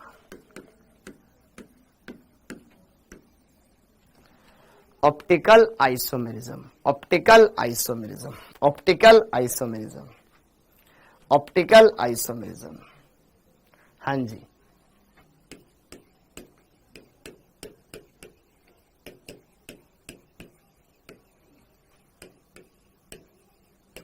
शॉर्ट में OI, हेडिंग डाल लो यार, ऑप्टिकल आइसोमेरिज्म। दिवाली की छुट्टी कब से है बेटा? वैसे तो सुनने में आ रहा, भी मेरे को भी एक्चुअल पता नहीं चला है, 10 से 15 हो सकती है। सर इसमें ई जेड विन्यास डी वाले में कैसे किए? देख डी वाला कौन सा है ये? अरे देखना यार, इस कार्बन से एक जुड़ा हुआ है हाइड्रोजन और एक जुड़ा हुआ है ये समूह, तो ये ऊपर है ये नीचे है। तो ये देख, तू हाइड्रोजन को भूल जा, ठीक है, डबल बॉन्ड दिख रहा है ना, इसमें ये समूह ऊपर है, इसमें ये समूह नीचे, ऊपर नीचे ई बोल दे, सेम तरफ है जेड बोल दे, इसमें दोनों ऊपर जेड, इसमें एक ऊपर, इसमें ऐसे, खत्म बात। इसमें देख ले, दोनों इस तरफ है जेड, ऊपर नीचे इस डबल बॉन्ड पे ई, नीचे जेड, इधर है जेड, ऊपर नीचे ई, खत्म बात। हाँ, अब देखो प्रकाशिक समावयवता, प्रकाशिक समावयवता,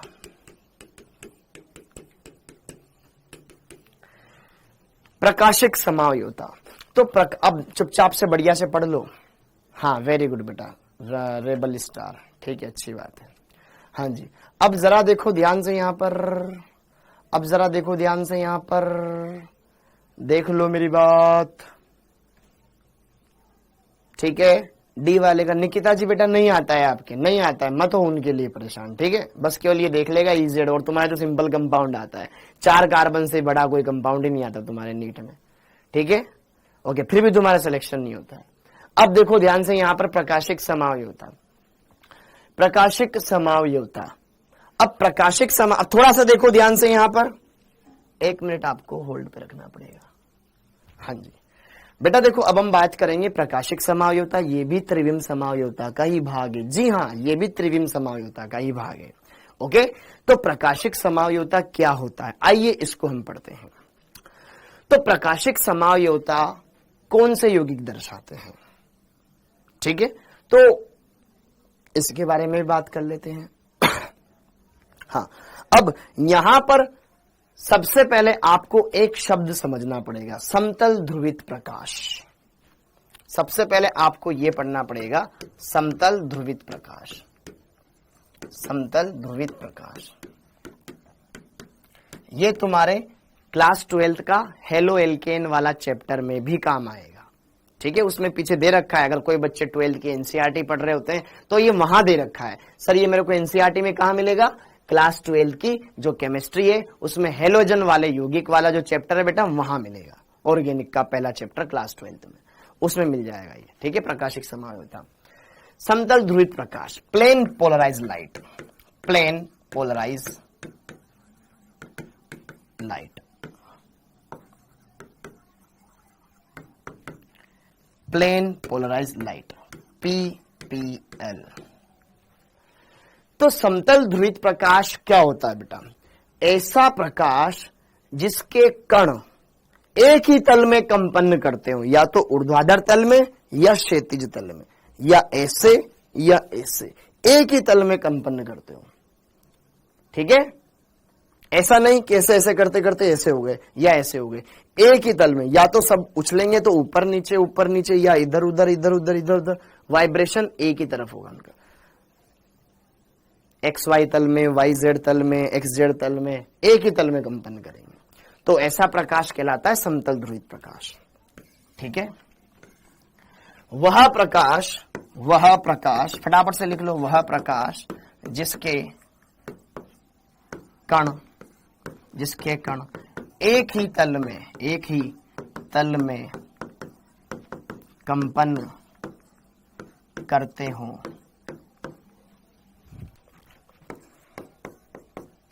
ठीक है, जिसके कण एक ही तल में कंपन करते हो, ये कहलाता है समतल ध्रुवित प्रकाश, पीपीएल, शॉर्ट में हम इसको बोलेंगे पीपीएल। अब जरा देखो ध्यान से, अब हम पढ़ेंगे प्रकाशिक सक्रियता और प्रकाशिक सक्रिय यौगिक क्या होता है, वो हेडिंग डाल लो। हाँ जी, ये लिखने के बाद अब हेडिंग डाल लेना, छोटी छोटी हेडिंग से, छोटी छोटी। हाँ जी, अब फिर आएंगे हम प्रकाशिक समावयवता पर। अब हेडिंग डाल लो, प्रकाशिक सक्रिय यौगिक।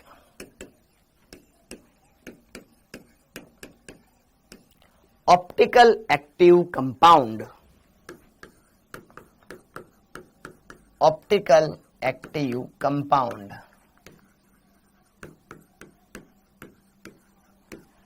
ऑप्टिकल एक्टिव कंपाउंड, प्रकाशिक सक्रिय यौगिक एवं प्रकाशिक सक्रियता।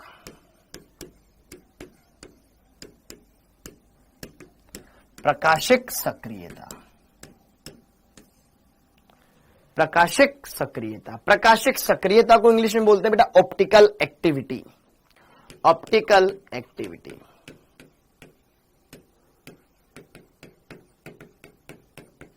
एक्टिविटी, हाँ जी। और अगर मान लो किसी को ज्यामिति समावयवता का आज वाला पोर्शन समझ में नहीं आया है तो उसको दोबारा से देख लेना, ठीक है। और जो कल वाली पीपीटी अगर किसने पूरी नहीं बनाई है बेटा, तो अगर, क्योंकि देखो जो मैंने आपको भेजी है ना उसमें फिर बाद वाला ही पोर्शन है, जो हट गया था वो बाय मिस्टेक वो वाला नहीं है, तो आप क्या करना उसको वीडियो देख करके लिख लेना, ठीक है। इस बहाने आप पढ़ भी लोगे, वरना बहुत सारे तो छापते ही हैं। हाँ, तो प्रकाशिक सक्रिय यौगिक, ऑप्टिकल एक्टिव कंपाउंड और प्रकाशिक सक्रियता क्या होता है, आइए बात करें बेटा। बहुत सिंपल है, ठीक है, ओके। तो प्रकाशिक सक्रिय यौगिक क्या होता है, क्या होता है? वह यौगिक जो समतल ध्रुवित प्रकाश के तल को किसी विशेष दिशा में घुमा दे, या तो घड़ी की दिशा में या विपरीत दिशा में। वह यौगिक जो समतल ध्रुवित प्रकाश के तल को या तो इधर घुमा दे या इधर, किसी दिशा में तो घुमाना ही चाहिए, वह यौगिक कहलाता है प्रकाशिक सक्रिय यौगिक। तो प्रकाशिक सक्रिय यौगिक क्या होता है? वह यौगिक जो समतल ध्रुवित, फटाफट से लिख लो, समतल ध्रुवित प्रकाश के तल को, प्रकाश के तल को किसी विशेष दिशा में, विशेष दिशा में घुमा दे, प्रकाशिक सक्रिय यौगिक कहलाता है। प्रकाशिक सक्रिय यौगिक कहलाता है, यौगिक कहलाता है।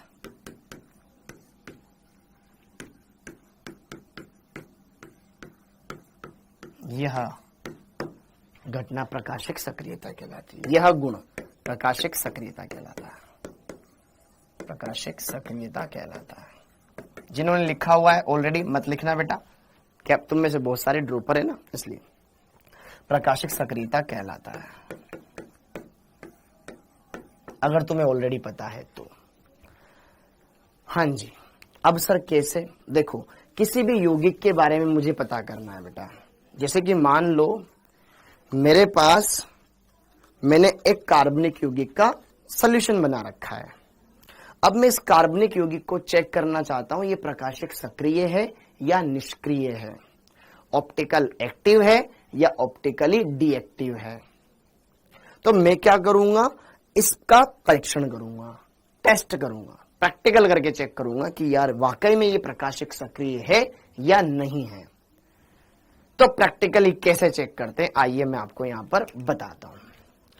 तो हम क्या लेंगे, एक लेंगे समतल, एक लेंगे सामान्य प्रकाश, जिसको हम क्या करेंगे, पहले समतल ध्रुवित प्रकाश में कन्वर्ट करेंगे और फिर एक डिवाइस होगी उससे पास आउट करेंगे, फिर पात्र आएगा, जो भी सारी चीजें अब यहां पे हम देखते हैं।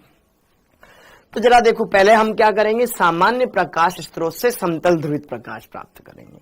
तो देखो ध्यान से, एक्सपेरिमेंट क्या है, यह है मेरे पास एक सामान्य प्रकाश स्रोत, जिससे जब लाइट निकल रही है तो हर दिशा में जा रही है। यह है आपके पास सामान्य प्रकाश स्रोत। बनाते जाओ बेटा साथ साथ, सामान्य प्रकाश स्रोत, स्रोत, ठीक है। ये आपके पास ऑर्डिनरी लाइट। अब इस ऑर्डिनरी लाइट को आप क्या कर रहे हो, आगे भेज रहे हो। थोड़ा सा ऊपर कर देता हूं इसको।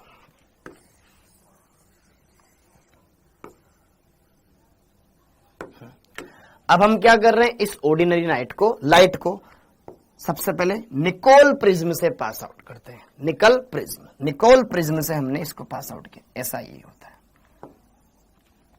यह है निकोल प्रिज्म, प्रैक्टिकल कर रहे हैं हम, ठीक है। यह है निकोल प्रिज्म। जब हम निकोल प्रिज्म से पास आउट करते हैं तो ये जो सब दिशाओं में बहने वाला जो प्रकाश है, जो हर दिशा में फैल रहा है, उसको ये एक किरण पुंज में बदल देता है। बस एक किरण पुंज में आप जाओगे, ठीक है। ये यहां से हमें एक सिंपल लाइन मिलेगी और इस सिंपल लाइन को हम एक डिवाइस से पास आउट करते हैं। अभी ये जो प्रकाश फैल रहा था ये किरण पुंज में आगे बढ़ रहा है, लेकिन किरण का जो कण है, अब कण है उसमें क्या होंगे भाई, प्रकाश भी द्वैत प्रकृति दर्शाता है, कणीय और तरंगी, तो उसमें कणीय व्यवस्था तो होगी सही। अब उसमें जो कण है वो सब दिशा में गति कर रहे हैं, ऊपर नीचे दाएं बाएं सब दिशा में। तो अब इस प्रकाश को मैं समतल ध्रुवित प्रकाश में कन्वर्ट करने के लिए एक डिवाइस का इस्तेमाल करता हूं जिसका नाम है ध्रुवणमापी, पोलरीमीटर, ध्रुवणमापी यंत्र, जिसकी एक डिवाइस आगे लगी होती है। ये क्या करेगी, इस प्रकाश के जो कणों का कंपन है वो एक ही तल में कर देगी, या तो ऊर्ध्वाधर तल में या क्षैतिज। अब क्षैतिज कैसे दिखाऊंगा मैं, इसमें ऊपर नीचे वाली लाइन में दिखा दूंगा, ठीक है। ये ऊपर ऐसे एक ही तल में आ जाएंगे सारे कण, ये प्रकाश के कण एक ही तल में आ गए। यह है बेटा आपका समतल ध्रुवित प्रकाश, समतल ध्रुवित प्रकाश।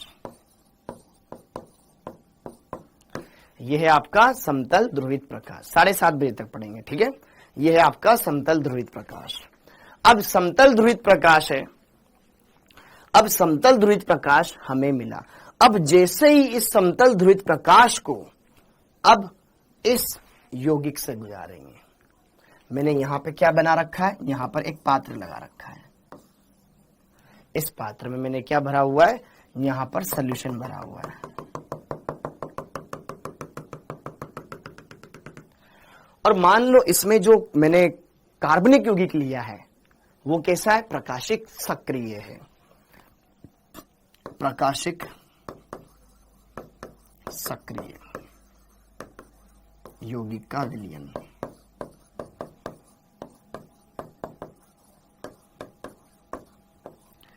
अब जैसे ही मैं क्या करूंगा, इस पीपीएल को, प्लेन पोलराइज लाइट को इस सॉल्यूशन से पास आउट करूंगा, तो जैसे ध्रुवणमापी का एक डिवाइस आगे लगा होता है, एक पीछे लगा होता है, जिसमें निडल लगी होती है, जैसे प्रकाश से गुजरता है, अगर इसका तल एज इट इज सेम रहता है तो उसमें कोई विक्षेप नहीं आता है।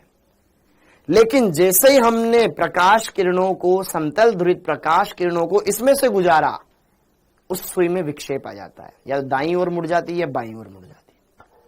मतलब ये प्रकाशिक सक्रिय यौगिक है, ये परीक्षण हो गया, ठीक है। ऐसे चेक किया जाता है।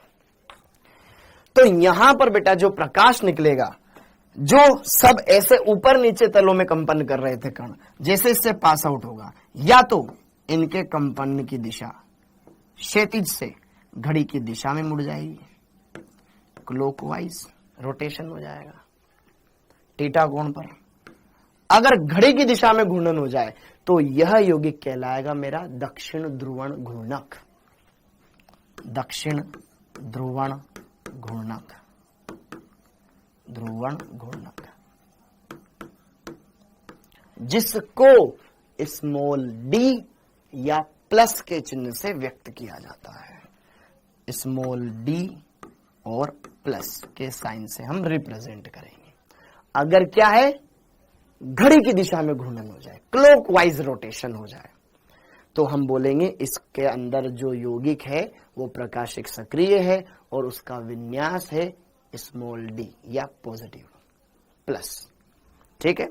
और ऐसा भी हो सकता है कि यार ये जो ऊर्ध्वाधर लाइन है ये घड़ी से अपोजिट साइड में रोटेट कर जाए थीटा कोण पर, तो फिर वामावर्त दिशा में एंटी क्लॉकवाइज रोटेशन हो गया ना, घड़ी की विपरीत दिशा, इसको बोलते हैं वाम ध्रुवण घूर्णक। ये बन जाएगा फिर कंपाउंड वाम ध्रुवण घूर्णक, वाम ध्रुवण घूर्णक। इसको स्मॉल एल से, स्मॉल ही लिखना भाई, ठीक है, स्मॉल एल या फिर माइनस से रिप्रेजेंट किया जाता है। डेक्स्ट्रो रोटेटरी, लीवो रोटेटरी पढ़ेंगे हम आगे। हाँ जी, तो जब हम सामान्य प्रकाश स्रोत से प्रकाश को पहले निकोल प्रिज्म से पास आउट करते हैं तो वो एक किरण पुंज में तब्दील हो जाता है। फिर जब उस प्रकाश को ध्रुवणमापी यंत्र से पास आउट करते हैं तो मुझे समतल ध्रुवित प्रकाश प्राप्त होता है। और फिर उसको जब हम कार्बनिक यौगिक के विलयन से पास आउट करते हैं, अगर कार्बनिक यौगिक प्रकाशिक सक्रिय है, मतलब यह प्रकाश ये पीपीएल के तल को या तो घड़ी की दिशा में घुमाएगा या अपोजिट किसी डायरेक्शन में तो घुमाएगा। ओके, प्रकाशिक सक्रिय है तो या तो ये घड़ी की दिशा में रोटेट कर देगा या विपरीत दिशा में रोटेट कर देगा। घड़ी की दिशा में है तो इसको बोलेंगे दक्षिण ध्रुवण घूर्णक, स्मॉल डी या पॉजिटिव प्लस, और अगर अपोजिट साइड में रोटेट कर दे घड़ी की विपरीत दिशा में, इसको बोलेंगे वाम ध्रुवण घूर्णक या स्मॉल एल या माइनस। क्या मेरी बात समझ में आ गई? क्या मेरी बात समझ में आ गई? क्या इतनी बातें क्लियर हो गई? क्या ये सब कुछ क्लियर हो गया? तो ये था प्रैक्टिकली एविडेंस। अब एग्जाम हॉल में तो हम प्रैक्टिकल करने बैठेंगे नहीं। किस पहले सर आप ना इस पेपर का सॉल्यूशन मैं तब बताऊंगा जब आप मेरे लिए ये सब चीजें लाओगे। ये लेके आओ, निकोल प्रिज्म लेके आओ, टॉर्च लेके आओ, फिर मैं चेक करूंगा सर हमारे सर ने तो ऐसे बताया था। अबे पागल, 2 मिनट में क्वेश्चन करना है, ऐसा थोड़ी ना होता है। ठीक है, कुछ और बताओ सर, ऐसा थोड़ी ना होगा, हम प्रैक्टिकल थोड़ी भी करने जाएंगे यहाँ पे। तो अब जरा देखो ध्यान से, यहाँ पे पहली एक चीज लिख लो, ध्रुवणमापी पीपीएल तल को मापने का यंत्र, पीपीएल को मापने का यंत्र का पीपीएल का मापन, पीपीएल का मापन किसके द्वारा किया जाता है? ध्रुवणमापी के द्वारा, ध्रुवणमापी के द्वारा किया जाता है। ये लिख लेना बेटा, ठीक है, तुम्हारे नीट में जरूर पूछ सकता है। पोलेरीमीटर, पोलेरीमीटर, ठीक है, पोलरीमीटर, ध्रुवणमापी। ठीक है, अब सर अभी भी आपने प्रकाशिक समावयवता की परिभाषा नहीं बताई। अभी आपने प्रकाशिक सक्रिय यौगिक बता दिया, प्रकाशिक सक्रियता बता दिया, समतल ध्रुवित प्रकाश बता दिया, डी और एल बता दिया। हमें तो प्रकाशिक समावयवता की परिभाषा बताओ ना। तो अब जरा सुनो ध्यान से, वे दो समावयवी, मतलब अणुसूत्र तो सेम होगा, जो समतल ध्रुवित प्रकाश के तल के प्रति भिन्न व्यवहार दर्शाते हो। ठीक है, यहां पे लिखो, वे समावयवी जो समतल मतलब पीपीएल के तल के प्रति भिन्न व्यवहार दर्शाते हो। गहराई से समझना इस लाइन को, भिन्न व्यवहार दर्शाते हो, प्रकाशिक समावयवी कहलाते हैं, प्रकाशिक समावयवी कहलाते हैं।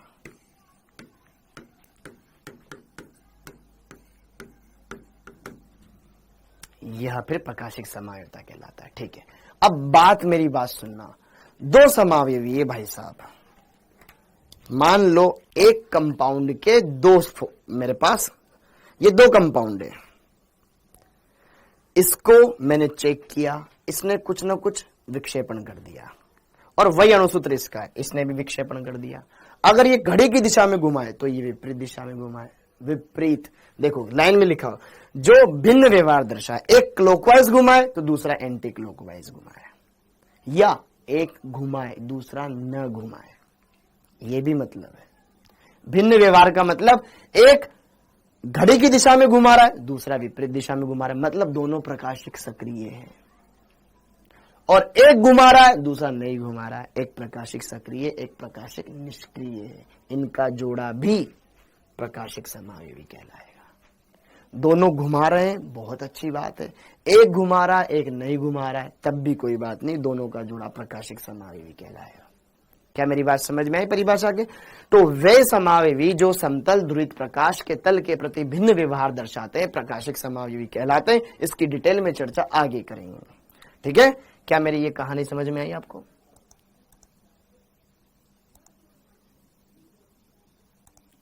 क्या ये बात क्लियर हो गया? फिजिक्स की क्लास आज आपकी नहीं है बेटा। हाँ जी, तो बेटा आज के मुख्य समाचार यहीं पे समाप्त होते हैं। किसी को कोई टॉपिक में कोई बात पूछनी हो पूछ सकता है। किसी को बेटा जिसको जाना है वो जा सकता है, अगर किसी को कुछ पूछना है पूछ सकता है आज के पढ़ाए हुए में से। हाँ जी, हाँ क्योंकि अभी 3 मिनट बच रहे हैं। हाँ अभी 3 मिनट बचे हैं अपने पास। हाँ कल भी अपने पास टाइम मिलेगा ना, कल अपन और खींच लेंगे। हाँ ओके ओके ओके ओके। हाँ जी, देखो ध्यान से एक बार मैं वापस से फटाफट से यहां से देख लो ध्यान, तुम्हें यहाँ पे कोई दिक्कत नहीं आई होगी। थोड़ी बहुत दिक्कत नूर को इसमें आ रही थी, पता नहीं क्यों। बेटा यहाँ H है, यहाँ CH3, इसके अलग है। इस कार्बन के देख, इधर CH2 है, इधर CH3 है, CH है, फिर उससे ये अलग अलग समूह जुड़ गया ना दोनों तरफ जाने पर, तो ये डबल बॉन्ड वाला कार्बन भी GI शो करेगा, मतलब टोटल ओवरऑल इनका मान 1 हो गया। हाँ जी, सिस ट्रांस में नोमेनक्लेचर कैसे करते हैं? सिस अगर सेम साइड है तो सिस, और ट्रांस अपोजिट है तो। ठीक है ओके, ये वाला कंपाउंड। अब बहुत सारे इसमें परेशान हो रहे थे भाई, ये देखो डबल बॉन्ड है, डबल बॉन्ड GI शो करेगा। क्यों करेगा? क्योंकि इस कार्बन पर भी अलग समूह जुड़े हुए हैं, एक CH3 है, एक H है। इस कार्बन पर देख ऊपर H है, इधर कुछ और है। और ये देख ये साइक्लो एल्केन है, साइक्लो एल्केन में GI शो करने के लिए कम से कम 2 कार्बन पर अलग अलग समूह होने चाहिए। इस कार्बन पर है, इस कार्बन पर है, तो ये पूरा 1 और ये पूरा 1, तो 2 ऐसे केंद्र हैं जहां पर GI शो होगी। इनका मान 2 रख के सोल्व करो। अब इसमें देखो ध्यान से, ई में क्या था? ये वाला था, ये वाला था। ये कोने वाला तो करेगा ही नहीं ना, कोने पे CH2 लिखा हुआ है मेरे भाई, ये काहे करेगा? ठीक है, तो खट खट खट 2 की पावर 2 यहां पे हो जाएगा। हेप्टा 2,4,2,5 डाई इन की संभावित संरचना है, GI लगा के फॉर्मूला देख लो, अच्छे से क्लियर हो जाएगा। ठीक है, क्लियर है मामला? ओके। हाँ जी, ज्यामितीय समावयवों के नामकरण, सिस ट्रांस, सिस वाला एकदम सिंपल है। ठीक है, ट्रांस 2 पेंटीन, सिस 2 पेंटीन, ऐसे कुछ भी लिखना हो लिख सकते हो। EZ का नामकरण अगर, ठीक है, वरीयता नियम, परमाणु क्रमांक देखो सबसे पहले, फिर समस्थानिक देख लो, दिक्कत आए, पहला परमाणु समान हो तो अगले को देख लो, द्विबंध हो और उससे जुड़े हुए बहुबंध हो, सबको काल्पनिक एकल बंधों में कन्वर्ट कर लो, खट खट खट। यहाँ पे ये कार्बोक्सिलिक है, ये एल्डिहाइड है, इसमें 2 ऑक्सीजन है, इसमें 2 इधर और 1 इधर, 3 है। इधर ये NH2 है, नाइट्रोजन है, पहला ही नाइट्रोजन है, इधर कार्बन है, नाइट्रोजन को वरीयता देंगे। ठीक है, यहाँ पे 1 मिनट में आपकी बात करूंगा अभी। ठीक है, यहाँ देखो C ट्रिपल बॉन्ड C है, इसको वरीयता देंगे, इसको वरीयता नहीं देंगे। यहाँ सल्फर को वरीयता देंगे। ठीक है ओके, इसमें बहुत सिंपल है, A वाला एकदम सिंपल है बेटा, B वाला भी सिंपल है, अंदर की तरफ ही है। ये इसको कोने वाले का कोई मतलब नहीं है, ये ऊपर नीचे ऊपर नीचे। ठीक, कोने वाले का कोई मतलब है ऊपर नीचे ऊपर ऊपर ऊपर नीचे। ठीक है, कोने वाले का कोई मतलब नहीं है ऊपर नीचे ऊपर नीचे। ठीक, ऑक्सीजन में OH के सापेक्ष, हाइड्रोजन के सापेक्ष देख लो NT, यहाँ पे सिन सेम साइड है। ओके, और अगर मेथिल के सापेक्ष देखूं तो सिन, एथिल के सापेक्ष देखूं NT, दोनों लोन पर सेम साइड तो सिन, अपोजिट साइड तो NT। प्रकाशिक समय क्या था आज के लेक्चर में? लप्पू सा तो लेक्चर था ये, मेरे को अब ऐसा लग रहा है एकदम लप्पू सा लेक्चर है। ठीक है ओके, जिसमें इतना टाइम लग गया। ओके हाँ जी, एकदम बहुत आसान था चिकारा, बहुत बढ़िया। ओके, अब बच्चों जरा देखो ध्यान से, अब देखो ध्यान से। अब बात इतनी सी है, बात ऐसी है, घर जैसी है कि अब आपको ना पढ़ाई करनी चाहिए ज्यादा से ज्यादा और रिवीजन करना चाहिए। और एक बात मैं और बोलना चाह रहा था,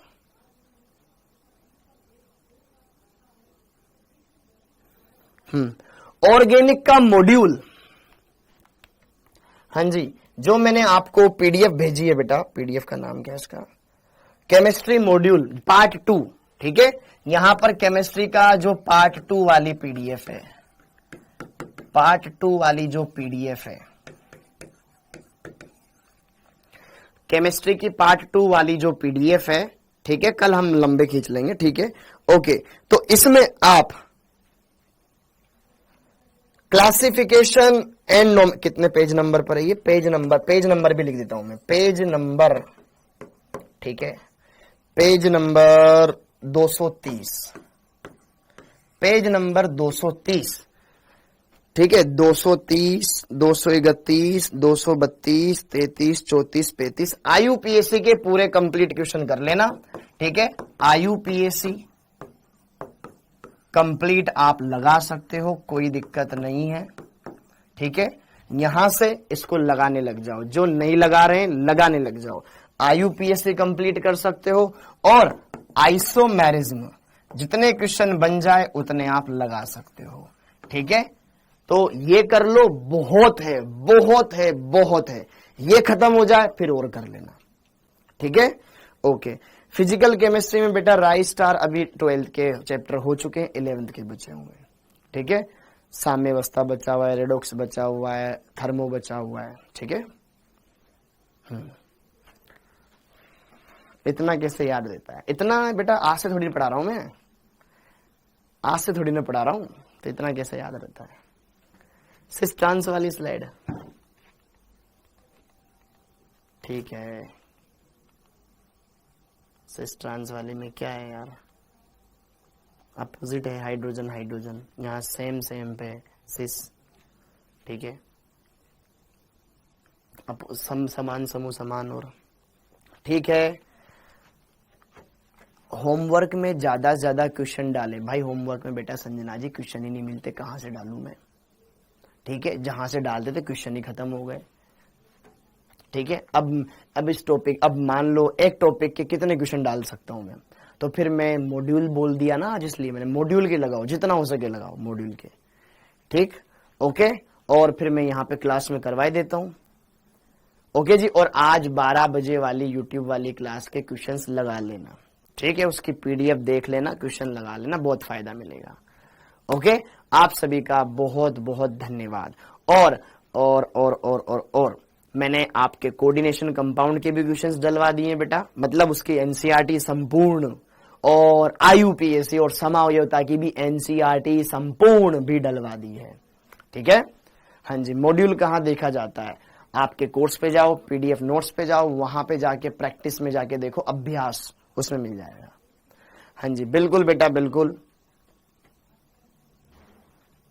हाँ जी ठीक है साक्षी जी। पिक्चर अंकित क्या हो गया बेटा? परवेज सर कल सम हो तो असमतली बताए थे, आज उल्टा बता रहे हो। यशवंत देवांगन बेटा, समतली असमतली अलग है, सममित असममित अलग है, दोनों को ढंग से सुनना मेरी बात, ठीक है बेटा। होमवर्क के क्वेश्चन, मॉड्यूल वाले क्वेश्चन होमवर्क में नहीं डलते, ये ऑलरेडी इनकी QIDs बनी हुई, उनकी नहीं बनी हुई, बात ये। एक रिक्वेस्ट है,